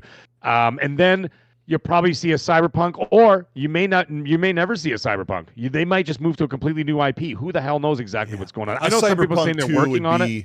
A world changing game. I can imagine after all they've But like, learned. the thing is, yeah, there are some whispers out there that they are working on it or like in the pre-production, but that doesn't mean anything. Working on a game could mean one guy is writing ideas on a bar napkin. You know what I mean? It's like, oh, Right. maybe we could do this if I ever get the green light or whatever. And that can translate to we're working on it. Yeah. So it may never come. We don't know. We appreciate you, True, for that. Matthew Yeah, says, Colt Mag, that $10 a month was for Xbox, was console Game Pass. It's a good deal. Thank you. Yes, Risk thank it you for the clarifying. biscuit. Yeah, thank you for clarifying. Ugh. Riska Ugh. says, if people can fly or doing any standalone work, I'm out. If they're assisting, well, all good. Also, Risk It's better than Mag. Well, that math can't be proven right now, but they are doing a support. They're in a support role, and they're still working with Xbox on Project Maverick, which is its own standalone game. And I didn't love Outriders, but Bulletstorm was amazing. You loved it? I loved Outriders. I got when it came out on Game Pass, I got 1,000 out of 1,000 on that. I loved it. Wow. Yeah, I loved it. I thought it was a great game. Yeah. Nerds and Other Legends, thank you so much for the 5. Says when Xbox games go on to other platforms and those games blow up, it is only an affirmation of your fandom. I think Phil and the team can pull off the vision. Yeah. They will. They can. Yeah, they can. No one's saying they won't. It's just not them. That at the end of the day, that's the issue. It's that it's the response to the product that you know what I mean, the consumer, and whether they gravitate towards what they're doing. Yeah. The vision is one thing, but the vision has to translate into dollar bills, and that's what it all boils down to. It has to connect with the people, and they've had a rough time this generation connecting with the people. Yeah, we're living in an era right now where there was massive growth, and people aren't buying as many games as they used to. And franchises can live or die if they don't see enough sales. The game of the year for 2024 was Astrobot, and it sold maybe 2 million units, which is like, doesn't make sense when a small game like It Takes Two sold 20 million or something. And part of that is because it was available on PC. Astrobot is not. It's also available on Xbox. Astrobot is not. And PlayStation and Xbox both know that the future is getting their games to more people. We're going to talk later in the show about how Phil is teasing the next Xbox console and how they'll be able to make that a reality.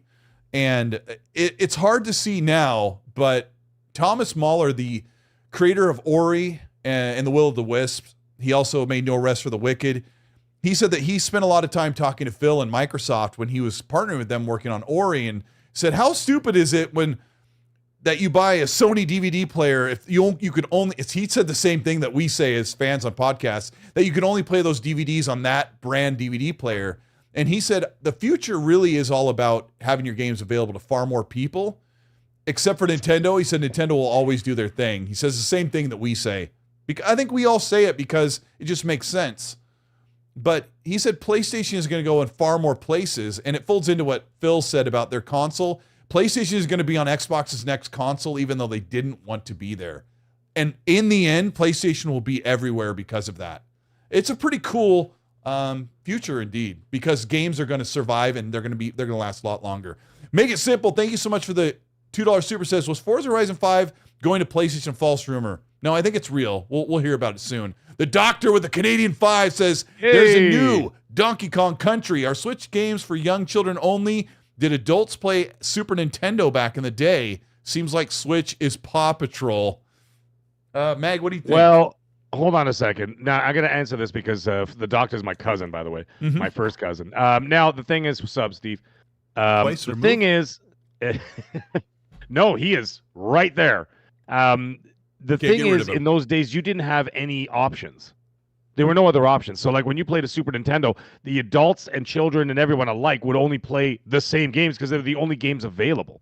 It's only when PC really started to rear its head in the market that adult-oriented games started to show up slowly but surely. But in those early console days, it was Commodore 64, Atari, Pong, Nintendo, Super Nintendo, Sega Master System, and you could only play those games because no other games existed. And PC had like 3 games: Wheel of Fortune, Flight Sim, and Golf. And then they started to get a little bit more mature. King's Quest started coming up. Police Quest. Police Quest was an actual mature game. Not Police Squad. It wasn't Leslie Nielsen. Frank Drebin. Yeah. But those games started to come out. We are old, but we are knowledgeable. when Police Squad came out, you were investigating murder scenes, dead bodies. You call you it know what the I mean? wrong Like name. you had to go to the whatever, and like that's when those games started to shift, right? And then we started to get more mature games after that, right? Resident Evil when PlayStation 1 came out, and all those games. That's when it really started to go. But yeah, the Switch. It's because things got so popular. Like people were making games that were like pushing the envelope, like Doom. Sure. Yeah, and stuff like that. Oh yeah, that's right. Yeah, and that well, like I said, the rise of PC, Doom, Quake, things like that, Wolfenstein. Now the other thing is too is that the Switch 2 is going to be powerful enough that it's going to be able to play third-party titles and of course Microsoft and Microsoft published titles as well, right? So you're going to get some of those games over there. So you might have a bigger demographic for the Switch 2 that you maybe didn't have in the early Nintendo days. So to answer that question, I think that now you can have a demographic of, let's say, I don't know, 5 to like whatever, 70 could be playing on the Switch because you'll be able to play, Call of Duty on there, where a 5-year-old's not playing Call of Duty, but an adult can or whatever, right? So it might be a more universal box for a lot of casual people because you'll be able to access a lot of those games. And I think Nintendo's banking on that too. Yeah, right? I've got something to say about that because Meg makes a really great point. You make a great point about the Switch 2 because Destin Legary asked Phil Spencer in his interview this week about the Xbox Series S and the parity thing, that the parity clause that says a game has to release on both consoles or it doesn't release at all. This is a very, very small problem that gets magnified by the media and fanboys that the Series S is holding back the generation. Phil smacks this one down to the ground immediately by explaining all these thousands of big games that are playable and coming and supported and compatible on Steam Deck and other handheld devices, which are, around the same power draw or same power performance profile as an Xbox Series S. I'll reiterate again that the amount of games that miss the Series console because of the Series S I could count on a decapitated hand with 2 fingers on it. Black Myth Wukong and then Baldur's Gate for a time. It's not as big of a problem as we see. And Phil's explaining that we live in a development world right now where everything scales. Like they're making games all the way up. His words, we're making games all the way up to thousands of dollars of a desktop GPU on a big PC, all the way down to the new Nintendo Switch 2, which I could tell Phil's like, I wish I could just tell you this thing is very capable to run modern games and it's going to have the most prolific library of multiplats ever before. So the future right now with the Series S is still pretty bright, and the developers are continuing to run to a myriad of different hardware specs. So yeah, that was a really great quote from Phil Spencer. I see Sean Labrie in the chat. He says 2. He says 2. Why? Riskit says 3, and Last Razor Eater says 2. These guys are measuring something right now. Probably looks like 2. Yep. Hey, Bert. They're measuring their privates in inches. Yep. Riskit is 2. I got 2. I got 2, Bert. Malik, I have very little info from the PlayStation camp, and the only info I do get from them is very cryptic, and I'm always told not to share it. Yeah. Because they're really, really hardcore over there. Yeah, they are. When it comes to that, Microsoft seems to be like they seem to be leaky like a sinking pirate ship. They don't care. No, it's Phil like just talks. They're just leaks coming out from all parts of the boat. Nobody cares what's going on. They're just like, yeah, just tell them. Who cares? And I'm like, okay. Then and there's a lot of things I'm told that I don't want to say, and it's not because I don't want to say it. It is because I don't want to say it. It's because I don't want to spoil things for people, right? It's not fair because I'm like, I don't want to tell you the story of E-Day. I'm actually kind of pissed that I already know the story of E-Day. I wanted it to be a surprise, but it crossed my plate, and I'm like, wow, what are you gonna do now? Yeah, so I knew about Ninja Gaiden. I knew about Ninja Gaiden. All I knew is it was a Ninja Gaiden game. I didn't know it was a Ninja Gaiden 4. And Ninja Gaiden, I made a video of it. Yeah, but that was one of those things where, that wouldn't have like rocked my world with the announcement. If it wouldn't have surprised me if I heard it fresh. But Sean Labrie says 2 games that the Series S had issues with. Yeah, there might be a couple of games that we don't hear about. But Marsh makes a good point in the chat. Says the problem with the Series S is the extra optimization time. But that's your job as a developer. The games that do the best reach the most people, and you can't tell me that you're having problems getting your game to run on the Xbox Series S when Fortnite runs 60 FPS with a massive open world because it is optimized to run on phones, handhelds, PC, console, so it can be out to everybody and be super popular. And that is the future of games, is to be more popular and let franchises survive instead of being in a walled garden, which Sean Layden told you about way back in 2019, and you weren't listening. Because why, Mag? Because the fanboys on the PlayStation side always listen to Phil instead of listening to Jim, Sean, Hiroki, and Herman. And that's my speech. Let me read a couple supers from Grabman with the $2 super chat. It says, name some launch titles for the next Xbox. Maybe a launch title for the next Xbox would be Blade and Elder Scrolls 6. Funny thing about Elder Scrolls 6, Mag, is that Phil said that it was supposed to come out sometime around 2026 at the ABK trial under oath. So Phil must have an idea that they want to get that game out very soon, but I still think it's 2028. They won't. They won't even get that game anywhere near 2026. I can absolutely tell you that. Yeah. Nowhere near 2026. So that's your launch title for Xbox would be Elder Scrolls 6. Other than that, I don't know. Xbox has stopped announcing games 5 to 6 years early over the past couple of years, so that's going to be less of a thing to see at this point. Make It Simple, thanks for the $2 super chat, says, I think Black Ops 1 and 2 remaster this year. There's a Black Ops remake, I think is what the next Infinity Ward?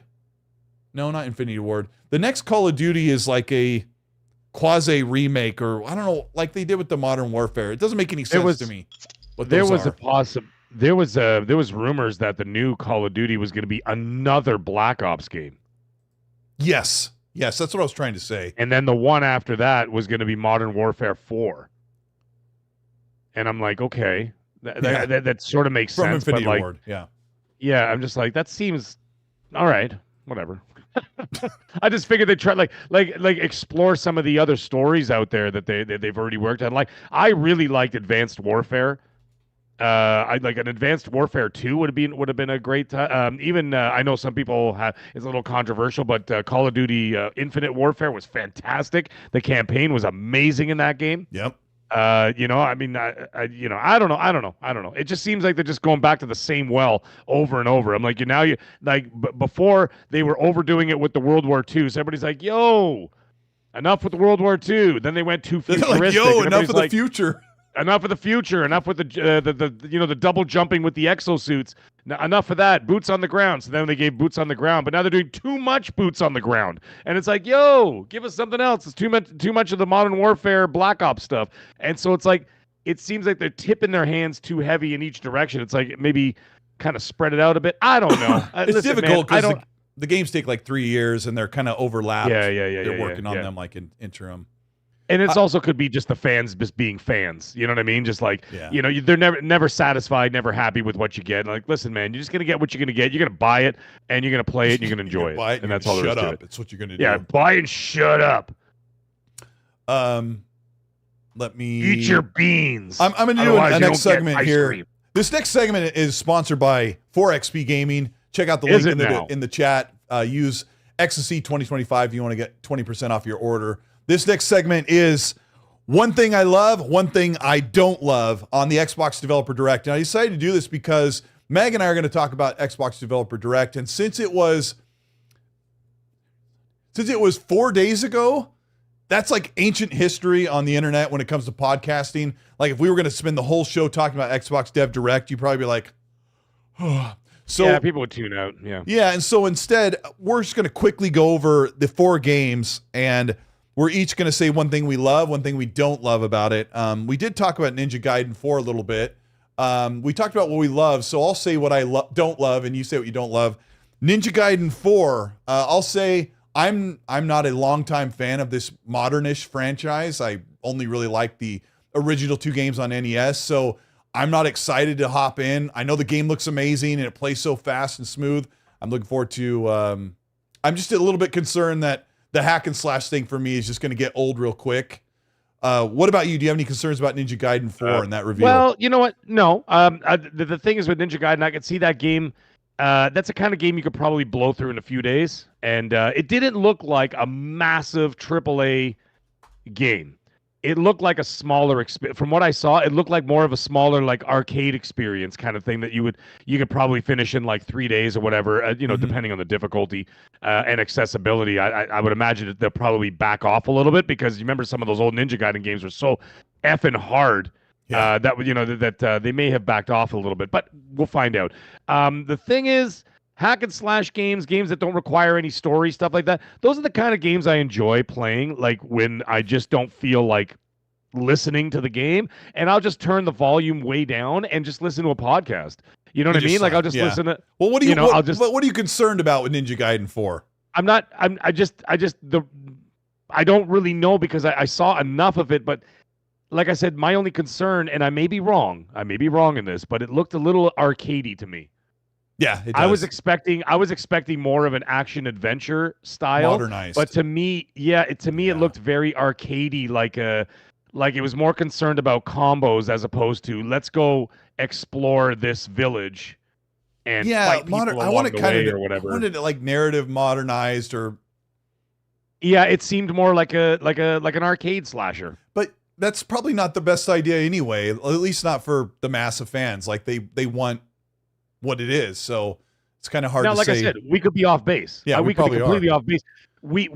That might not be the game. I'm just saying from my observations of the show, that's what it looked like to me. Now, that's me really, really picking at straws because I really didn't find anything wrong. I gave the show a 9.5 out of 10. So for asking me to find something negative about it, I'm really digging deep here, right? Yeah. So don't take it take it too seriously because I thought the show was a stellar show across the board. Yeah, and right? Audience and chat, you kind of think to yourself as well, or write it in the chat. Like, I'm sure all of you are pretty positive about what you saw at Dev Direct, but just for fun, because I know you guys are pretty critical or you're constructive, just write what concerns you about this. So the next one would be South of Midnight. I think the visual graphics, like the presentation's really great.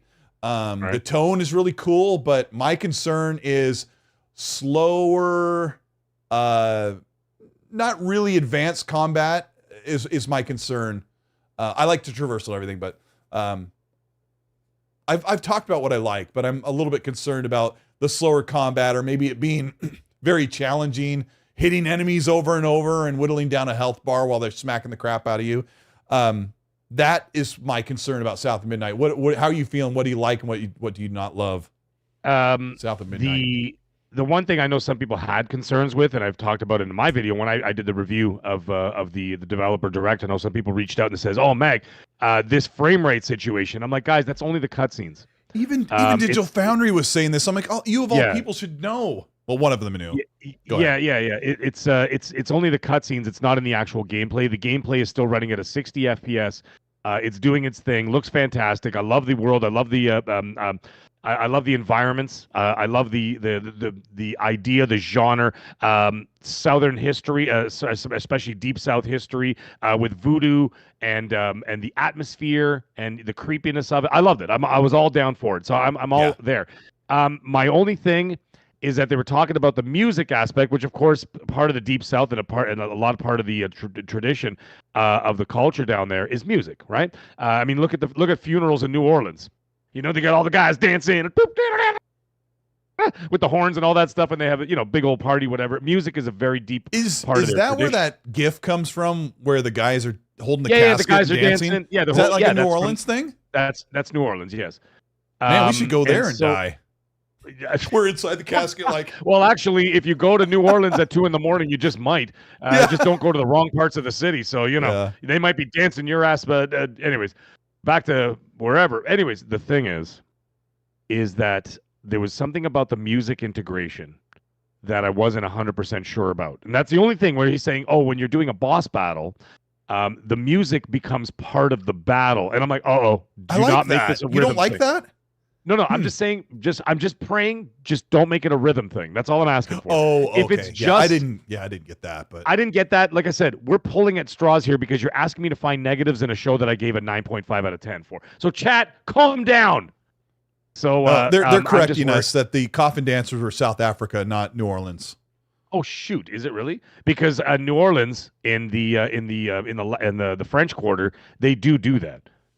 They dance with you can look it up on YouTube. Well, not now because we're on YouTube. Stay here at the show. After the show, go look it up. They have they show the New Orleans funerals where they do the big marches and they got the bands playing and all the music and they dance the coffin down the thing. So yes, maybe the gift thing is from South Africa, but okay, they do it. They do it there. I thank you for the. We've correction. never once been wrong on this show, so never. All right. The next one, I'm going to skip the next one because Claire Expedition 33. A lot of people are excited about it. Well, dude, you and I would just probably say I don't know good. about turn-based, but no, but dude, I am a believer of this game after seeing the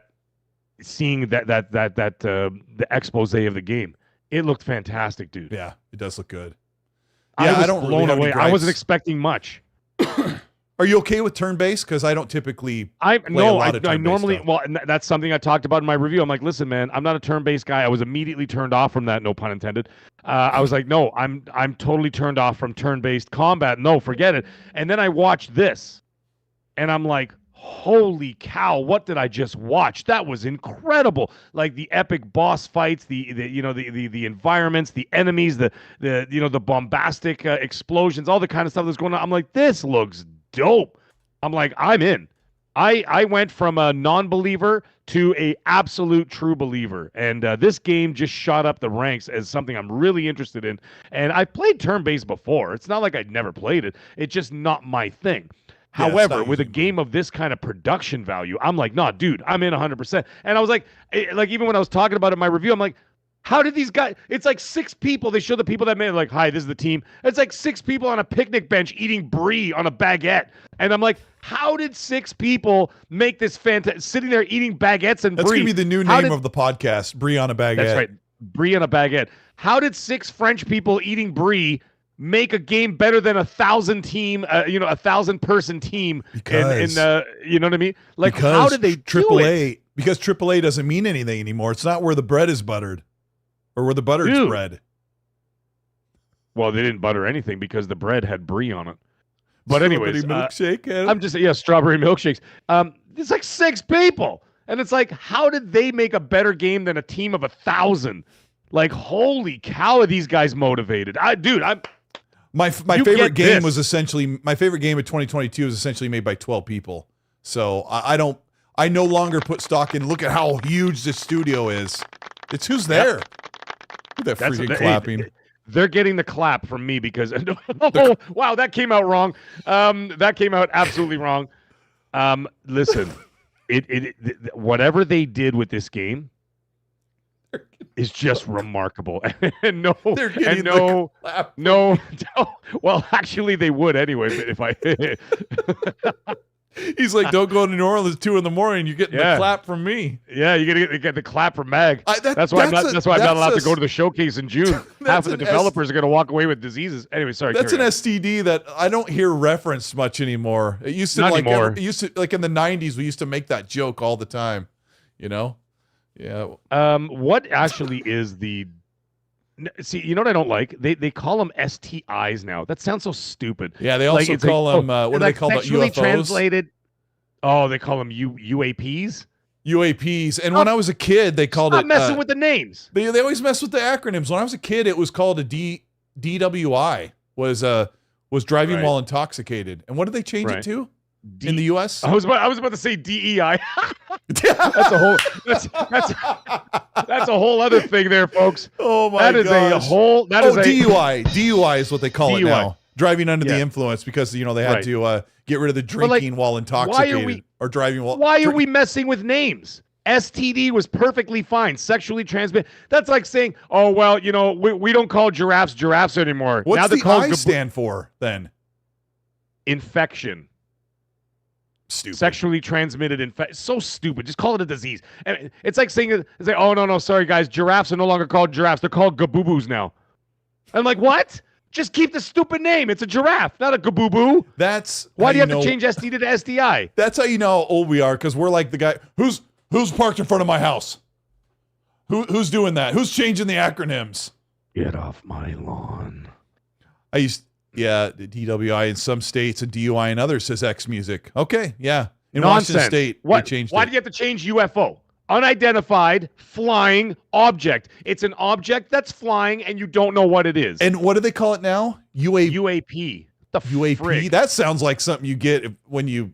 That sounds like a don't check disease your you get partner. from me at 2 a.m. UAP. It's like I was hanging out with Mag, and Mag gave me a UAP. Oh my gosh. With ED. Yeah. Yeah. Look exactly. There you go. Yeah, STI. Yeah.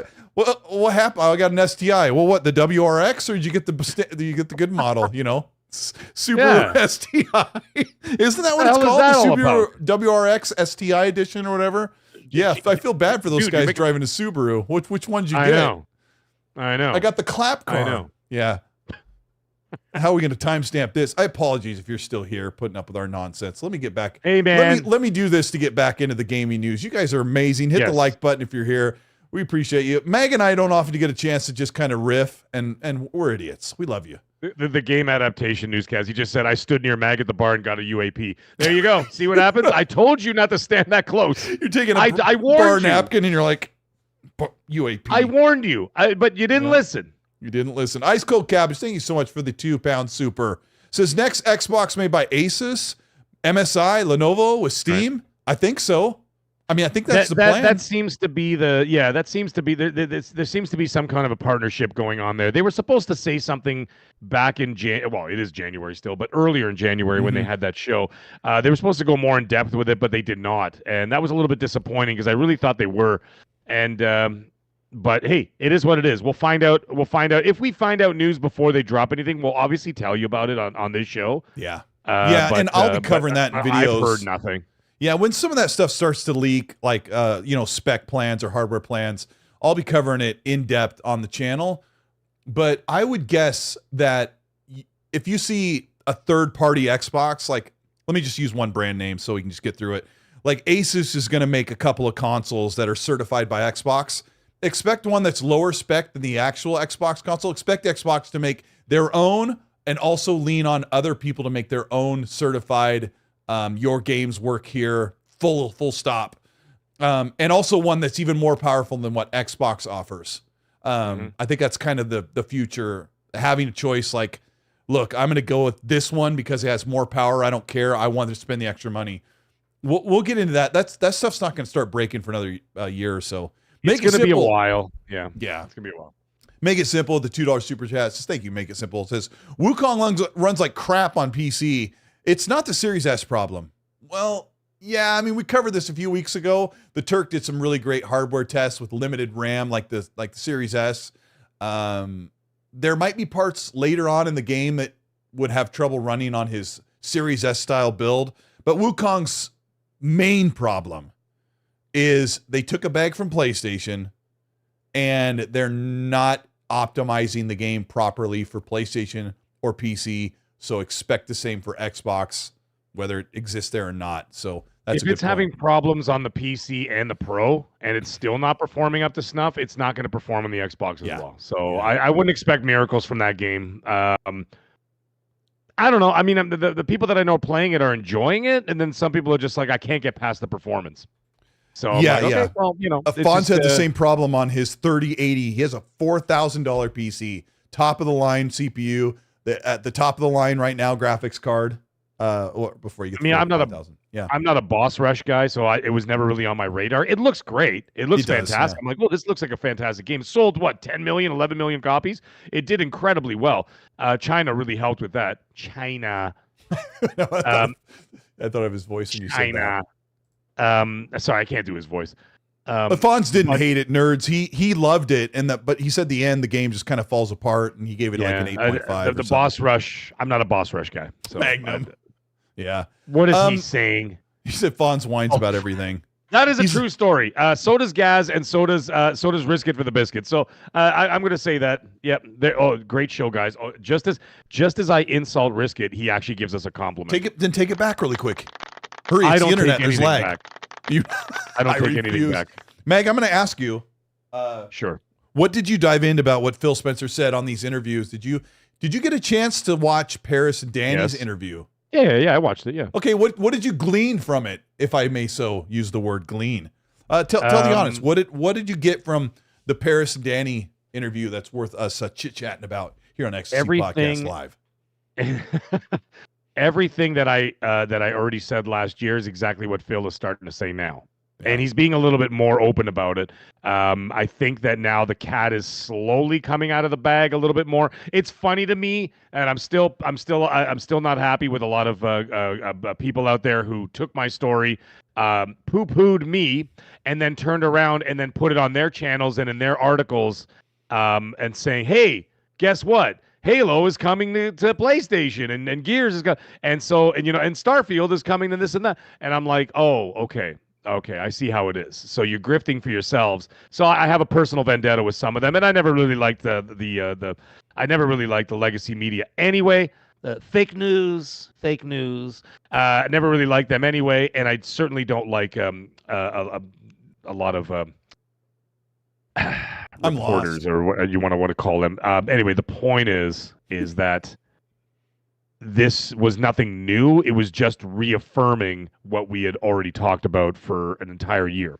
What was the question? Paris asked him a question. He said, "Yeah, if I don't ask, they're going to kill me." Do you remember what it was? Right. Oh crap! Yeah, that's very specific. I don't remember. Someone in the chat might have to help us out. It was one of the more prominent things in the interview. It was funny how annoyed he got about the Starfield question, though. That was funny. When they're asking him, like, "What about Starfield?" He's like, "I didn't say anything off the table." Like he was kind of pissed about it. It's like he's telling you without telling you. He's trying to be as nice as possible because maybe he's not entirely allowed to just say, "Yes, it's coming here," because they don't have a release date. Maybe they don't know how the production is going. The development cycle is going. They don't know how long it's going to take. Yes, I heard that right now the PS5 version of Starfield is not even being worked on yet. So my guess, if that's true, Starfield is going to put out its other piece of DLC at the end of the year. Yeah, this holiday. And then they're going to start working on the PS5 port. So, okay. Unfortunately, because at this point, knowing everything's coming, I would much rather have Starfield get its butt over to PlayStation so that all those guys can see how brilliant that game can be when you go out and start exploring. But anyway, what else do you get? What else did Phil Spencer talk about? He talked about the hardware situation. He talked about how he was reaffirming again that something will be coming, and it's just it. And then the one thing that I had the big takeaway from was that he was saying basically what I've been saying in the last month or so. Now that it's that people are more accepting of the truth, is that he's just saying, listen, I don't care where you buy it. Like, it's not like, you know what I mean? He was never a tribalist anyway. He was actually dead set against tribalism. He talked about that a lot in this generation, in the tail end of last generation. And he was talking about how he's like, listen, I don't care where you buy it. And that goes for me too. You know what I mean? That goes for me too. Yeah.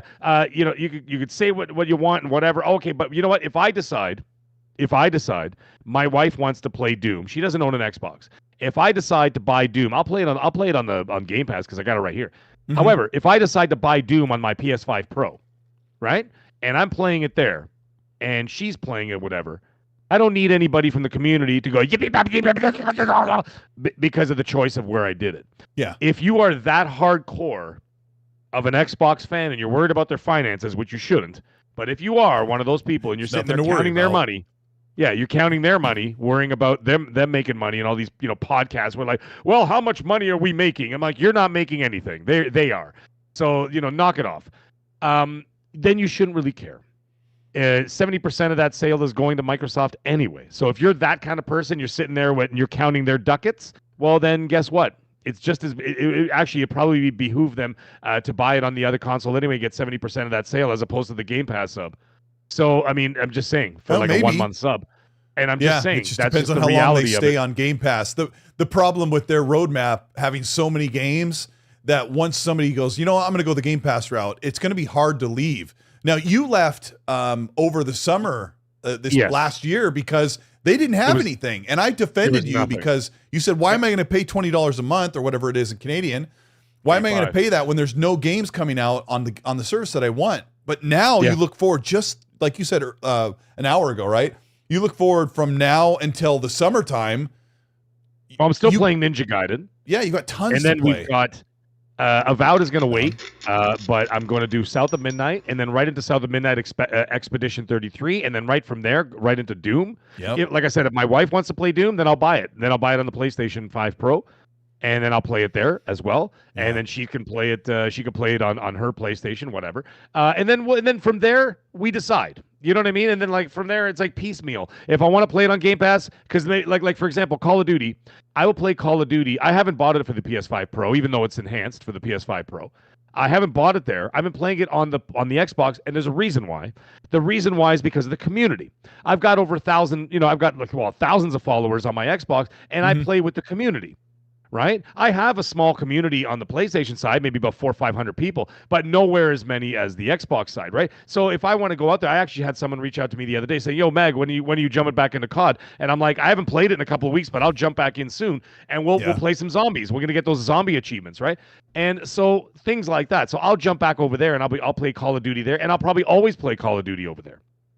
Right on the Xbox side. If I want to play with my son who has a PlayStation, it's cross-platform, so it doesn't really make a difference. Yeah. Right, it's crossplay, so he could buy it for the PlayStation. I got it on Game Pass. So they just updated the crossplay options today too. Did they? They have a mix and match, so you can choose the crossplay that you want, and don't. Okay, so he's right. That's good. That's good. That's actually a great feature. Now, speaking of mix and match, I'm glad you brought that up. Mix and match is a perfect way to describe how Xbox's future is going to be. Now, if you choose to buy, you see what I'm saying? Mix and match is a perfect 2 words to describe it. Is you could decide to buy the console or don't. You could play the game on Game Pass, or you could go buy it over there. You can consume it here, or we could do it there. You could do whatever you want as long as the games are there. And that's how I'm going to base everything on the merit of the games, and that's all I'm gonna base it on. I don't care what they're doing or what's going on, or if they sell only 10. They got to be good games, and that's what's going to draw me over there. I don't care if they sell only 10 million consoles next generation, and then they don't make anymore. I don't care. Just bring me the games and continue to make the games, and they're going to make a lot of money. I'm going to be a happy customer, and that's all that matters. That's the relationship that we have. Microsoft and Xbox are going to make a ton of money, and I think they've learned that they can't lose with this new strategy, and it's just going to push more games for us. I got to ask you something, because I don't know if we talked about this last week. About Xbox losing money on their consoles, because I did a show for Samurai KBG and one for Gaz. I'm not sure if I talked about that there or here. I think it was there. In the Christmas holiday, Xbox lost. I talked to a friend that kind of is really close with Xbox stuff. We figured that Xbox lost about $7 million during the holiday season selling Xboxes. Because Phil said that they're losing $100 on the Xbox Series console when they sell them. So I did like, let's just say $60 or whatever it was. Let's say they only lose $60 per console sale, because they're not making a profit on them because they haven't sold enough units overall to get into the profit margin. So the calculation I did was that over the Christmas holiday, Xbox sold a bunch of Series S and X consoles, and it cost them $7 million. And people wonder why they pulled back on their presence of the hardware in the Europe. And I think when you said the mix and match is the future of Xbox, the next generation Xbox will be priced to perform in profit, because of PlayStation, the next generation Xbox will probably be $800. Because easily. I guarantee in the US, I guarantee that the PlayStation 6 is going to launch at $700, if not $800, because they have pushed the price there, and the market's pushed it because they're at the top of the leaderboard for that. So but they're also done with losing. They're done with losing money on hardware. Yeah, and that's from Apple. Yeah, and that's from Apple. That started with Apple. Yes, yeah. PlayStation does not lose money right now on the PS5. They have not lost a dime selling PS5 since 2021 or 2022, when they announced we're now turning a profit on the PS5. Then they price hiked it because the market shifted so they could continue to make a profit. Xbox is not there. They're losing money. So you can see why they're like, oh, they don't treat my console with, they don't like it. They don't treat it special, and they don't care about the console. Like, the console's hurting and costing them money. So the next generation console will be expensive. It'll be more powerful, but they're going to make money on that so that they can freely sell their consoles plus plus somebody just messaged me, so that they can sell consoles and have that market and allow other people to sell the consoles. Now, I often make fun of fanboys who talk about the console sales figures, say, my console sells more than your console. That's not what this discussion is about. This discussion is about Xbox being able to continue to support bringing their own console to the market. Because right now, as it stands, the Xbox Series S and X is losing them money, and they're going to get out of that situation as soon as possible. That's also why I think they're going to start next generation earlier than PlayStation, so they can get out of that money pit, because Xbox's market is they make a ton of money on Game Pass, they make a ton of money on subs, services like Xbox Live and Cloud, and they make a ton of money just selling other people's games. Now they're one of the biggest publishers, Mag, where they offer more games than most publishers on the planet. So they're going to be making money across the board. All of that is for them. That discussion is not for us. What you and I have been talking about today is that means they're going to make more money. We're going to get more games, more partnerships, more stuff in Game Pass, more stuff for our console, or more stuff that looks amazing on our PC or our handheld. And that is a pretty good future once you get over the thing that we talked about a year ago, which was I don't have a bragging list of exclusivity anymore. There you go. That's the speech. All right. What else did Phil Spencer talk about that was memorable to you? We talked about this. What's that? I said, you made me forget now. I'm sorry. Yeah. Well, he talked about the hardware, about that there's still something coming. They're not going to lose money on that hardware. He didn't get into that. I'm just saying that's just to basically reiterate what you were saying. They're not going to lose money on it anymore. That also means that they're not going to produce as many. You're not going to have 40 million out the gate or 30 million out the gate, and then they just keep producing. They'll start with 10 million out the gate.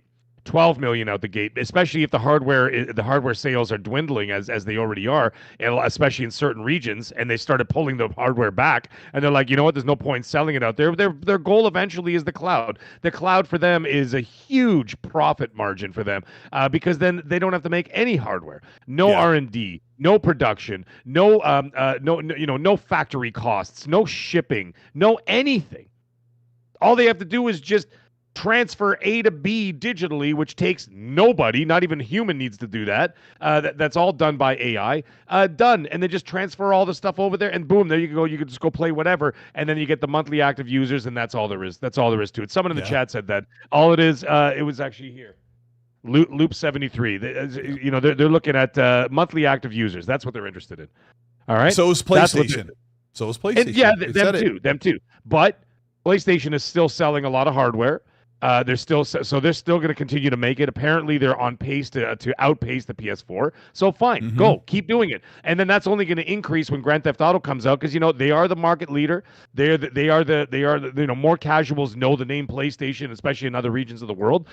When Grand Theft Auto 6 comes out, anybody who hasn't jumped on next gen is going to buy one.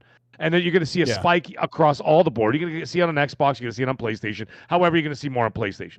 So they're going to continue to do what they're doing. But yes, their goal eventually as well would to be have more cloud integration, is because for them it's infinitely more profitable. And that's what they would want at the end of the day. Now, back to Phil. He talked about how basically, well, like I said, everything that we already said. There was something important that he said. I can't remember what it was. Damn it. He said two things that Destin Legary highlighted today. One was he asked specifically about Starfield, which we kind of covered. Yeah. That was funny. Yeah. Excuse me. And Phil said, everybody acted like I came out with a Red Line shirt on. One of the things he said that they're going to have some games that'll remain exclusive. And I saw Stasis kind of running with that, like they might have some window of exclusivity. But I think what Phil's talking about is that they're not going to go back and grab the whole back catalog and make sure it's everywhere. You're not going to see Halo 5 or Forza Horizon 2. But why would you do that if it's not going to sell? Yeah. You know what I'm saying? Like, why would you spend the extra R&D and all the extra development time and everything else to put, dedicated teams, not entire teams, but like smaller dedicated teams in order to, do a PS5 version. Right, and you sell 20,000 copies. That doesn't make any sense. So from that aspect, he's 100% correct. Maybe that's what it was getting into, is about that. Meg makes a really good point. I got to interject that if they port Forza Horizon 2, so it's now multi-platform, they would sell 20,000 copies. No one's going to buy it. Meg says that's not worth it. It's not worth the time and development time. Don't get that twisted. Making an Xbox Series S or X version of a game as a small studio does not mean everyone's like, oh, it's not worth it because the Xbox platform isn't big enough. No. Any game is worth porting to the Xbox console. Even when the Xbox One was bigger, like Cliffy B didn't bring Lawbreakers to Xbox. He said, well, we got to go with the bigger platform. And that ruined him. That totally ruined him. So 4XP sent a chat here. He had a good comment question. He said, 4XP Gaming says, will Xbox seek to make money on their handheld when they release it, or will they take a loss on that? No, they're going to seek money. It's going to be expensive, and it's going to not super expensive, but it's going to be. Think about like where you're looking at the ROG Ally, the Steam Deck, somewhere around that price range. You're going to look at that. Don't expect it to be a beast of a handheld. It's going to be somewhere in the upper mid range of power. It'll be in the but in order to do that, realm, yeah. It'll be about the storage at the end of the day that's going to cost you more money, right? Assuming that they do that. If they decide to go the same route where you get like, your 500 gig, your 750 gig, your 1 terabyte, you're going to be paying more for more storage. But that is neither here nor there. We don't know what they're going to do. Maybe they'll just do one and just say, listen, let's go in the middle, 750 gigs and that's it, or whatever, right? Yeah. Like they just keep it at one thing and then they can keep it at a reasonable price. I think, but I would expect that around $700 too, $600-$700 somewhere around there. I would too. I would too, Mag. I think that I think you're absolutely right. Xbox's handheld and their console, they cannot afford, as funny as it is, multi-trillion-dollar company, they cannot afford to take a loss and subsidize their console anymore. They're not. But Xbox is not Microsoft. Like when you say that, when you're saying when you say it's a multi-trillion-dollar company, Microsoft doesn't run that. Well, I mean they do now, but they're calling the shots with it. But at the end of the day, it's a division of, and as a division of Microsoft, you have to be self-sustaining, and you have to be able to put your money and put it into the community pot at the end of the month for the company, for the corporation, right? Xbox does not have $3 trillion sitting in its bank account. That's not how it works. Right. And maybe, so I know you know that. Yeah, and maybe Jason Ronald and the team have been talking with Asus or MSI or these other vendors and saying, look, we're going to price our console at around this price point, right? And because we can't take a loss on it. But if you would like, we would certainly be on board with you making a more affordable option, so that our customers have the if you're looking in the future and $600 plus is just not, it's taking you out of the realm of a console gamer, and PC as well doesn't put you in that realm. Maybe there's another way to do it, or maybe the handheld is more affordable. You just make less too.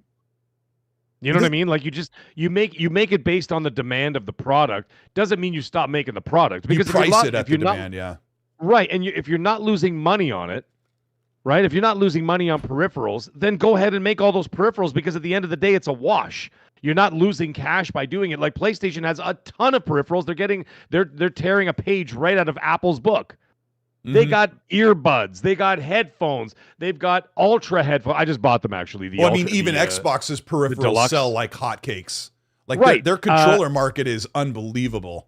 Right. They got the controllers. They're not losing money on that. They're not losing money on those products. The Portal is the #1 selling accessory in the world. Amazing. Yeah. Right. And then so they're not losing money on that stuff. They have the Pulse headphones. They got the Ultra Pulse headphones. I bought those. The deluxe ones or whatever, like the Ultra whatever. I bought those. But they're making it based on demand. Xbox can do the exact same thing with the handheld. If they feel that they're going to sell, let's say, about 5 to 10 million handhelds, they'll make 6. And then they'll build it up from there. And that's great for marketing too. They'd pull you pull a page out of the Nintendo playbook. Say we're out of stock. We're out of stock, and then everybody's going nuts because everybody wants to have the new Xbox handheld, or everybody wants the new NES I don't care what Classic. It is. When it's out of stock, everybody all of a sudden they have to have it. Right, they have to have that mentality. It's the mentality of I want what I can't have.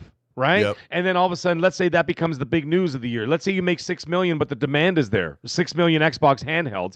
You sell out, let's say. All right. And I think you will. There's enough discerning customers out there who have a certain amount of expendable cash that they'd be able to pay for a $700 handheld. And so there's a lot of people out there.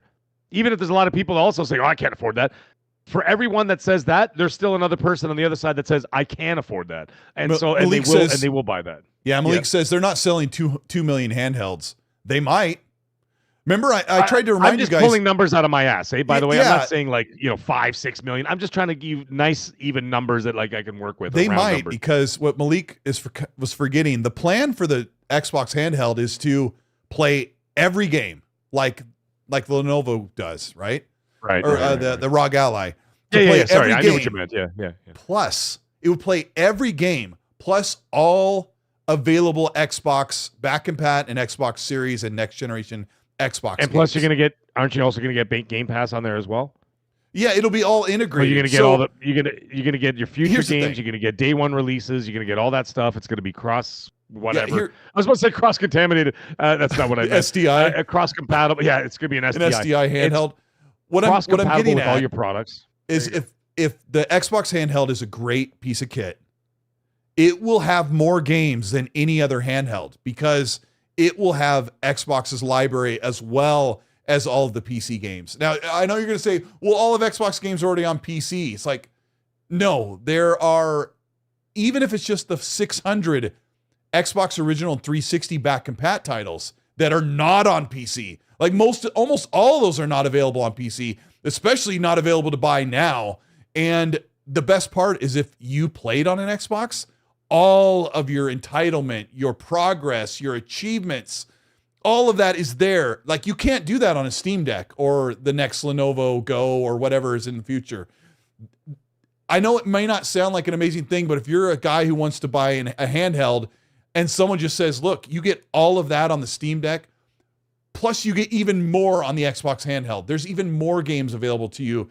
And if you just look at the power differential, like that thing could do really well. We also don't know what the future looks like. The handheld future is only starting to bloom. It might die or it might explode. So, yeah, there's a lot to look forward to. Either way. My personal feeling that these deluxe handhelds out there, it's going to be the same as, I think it's going to go the same route as VR. It's like, remember when the VR thing started taking off with the PC and then the MetaQuest came out and then they had all those like $1,000 headsets for the PCs and stuff and people were buying them and this and that. And then it just became a niche product. Eventually, we don't know. We don't know how this is going to go. This could go either way. The handheld thing could blow up or it could just stay where it is and just kind of be like a niche, a subgenre of the console gaming experience. Absolutely. Right? Like how many Steam Decks sold? A couple of mil? I think. Do you remember offhand? I don't have my. I don't know. I don't know either, Mag. But I think the Steam Deck has done really well for people who think maybe that handhelds won't do big numbers. Someone in the chat, look it up real quick. See how many Steam Decks have sold. I mean, like I said, I don't have my third. Here, I'll look as well. Colin Prime, what am I wrong about? You said no surprise here, but I think you were wrong, Mag. About what? Yeah, about. Maybe about the VR thing. Because I was comparing it to the VR thing being a more niche product. Hey, you know what? It kind of is now. Are handhelds bigger than VR right now, or is VR bigger? VR has been going for a while too. But the MetaQuest is really popular, right? Because it's cheap, it's affordable, it's wireless. 3 million units on the Steam Deck since 2023. Okay. So I figured it was about as much, 3 million. Okay, so that being the case, the Xbox handheld could sell 2 million in its lifetime, during an entire console generation. BT Mavericks is 6 to 8 million, but I don't know. It's been a really great show, Mag. It's unfortunate that Developer Direct was the biggest news piece, and by the time we got to it, it was about as stale as. It's okay. You and I both we both released our respective opinions about it on our respective channels. So we did. What Are you having a good time doing that content, or it kind of getting over the jitters of? No, I have no. I enjoy it. It's just like I said, I'm going to increase the quality of what I'm doing visually and audio wise over time as I start to buy new equipment and this and that. I mean, my equipment's all new. It's just I want something that's a better quality, like even better. But that comes with the journey of doing the channel and become monetized, start making money, and then start funding the channel and that kind of stuff. So it's all part of the journey, and I'm having a great time. But I love waking up every day and looking, and I'm seeing more subscribers in there. My videos going up in numbers. And I'm like, oh, my video, my Developer Direct video started at 300-400 views. And then I wake up the next day, it went up to 600, now to 700, now it's climbing to 800. I'm like, wow, And I'm like, that's fantastic. It's I mean, awesome. that's part of the joy of it. And I'm, getting a lot of likes, a lot of positive comments. I'm sure the negative Nancy's will show up at some point, but I mean, it is what it's going to Yeah, be. they will. But it is what it's going to be. We get it here. I get it on Twitter. I get it whatever personally and everything else. And it's just part of the game. But I'm really enjoying doing it, and I look forward to making it a real part of my career at some point. And I'm telling you, man, I'm not lying to you when I'm telling you. I'm looking you straight in the face right now. I am eventually going to quit my job, and I'm just going to do YouTube full time. Absolutely, man. Because I don't want to do what I'm doing forever. I really don't. I don't want to do this for another 15 effing years of doing what I'm doing. I enjoy working and I enjoy doing whatever, but I want to do this, man. I was born to be a performer. I was born to be on stage. And this is like this is the stage of the future. It always has been, and it will continue to be so. And that's where I want to be, man. I'm not leaving my work now, but I'm saying that's my goal for the future. This is not going to be a supplemental. This is not a supplemental income. I want this to be a juggernaut eventually. And this is the pebble that when you drop in the lake and sends out the ripple effect, that's going to send that tidal wave across the planet. That's what I want to do. So that's the plan. And if it doesn't happen, it doesn't happen. But man, I'm going to put everything I can into it. So it's amazing to be able to do both for a while and still be able to enjoy creating content. One of the main reasons why I started creating content was that creative outlet wasn't really realized at my job at a certain point. And yeah, I'm tired of listening to other people, things, I am the boss, and I'm tired of listening to the people above the boss because there's people above me. There's always a bigger fish, as they say, right? Yep. And the other thing I'm tired of relying on people, and it's just like, even on my days off, I have to sit there and stare at my phone at 3:00 in the morning to see who's going to call in sick and screw me over. And you know what I mean? And doing all this kind of stuff. I hate that crap. I hate relying on humans. It's just, I know that sounds very Elon Musk of me, but I'm just saying there's people, my teams are generally very, very good, but all it takes is that one monkey wrench to throw off your entire week, and then everything gets screwed up, and then it takes a month to recover from it. It's just, you know what I mean? I would love to just work and just be responsible for myself. That would be my goal. You know what I mean? I just want to be responsible for me and what I do. And that's where this journey, I would love to have this journey go down that road eventually. And I'm not disillusioned as how it is because, for every 10,000 people that don't make it on YouTube, there's one that does. You know what I mean? Yeah. But I don't want to be, I'm not going to put myself nobody puts baby in a corner. That's right. I'm not going to be put in that corner and just sit there and go, oh, well, it's not going to happen. No, there is one problem, happen. though. Ronnie Anderson says, Mag, don't you need to pass a mental test to do YouTube? Oh, Jesus. Well, anyways, guys, the channel was great. I'm glad I got to enjoy it for the month that it was on, but obviously my channel is now officially closed, and we'll have to move on, ladies and gentlemen. This also says, run a food truck, Mag. You should run a food truck called STI. Yeah. That'd be amazing. Oh, everybody be coming for those Mag STIs. STIs and UAPs. Yeah, hot STIs and UAPs. Hot and fresh, served daily. Bro, I really appreciate you you're such a great co-host, and we had a good time tonight. Tell everybody that was a good time. Where they can see you take this leap of faith into the YouTube annals, and then sell yourself, and we'll get out of here.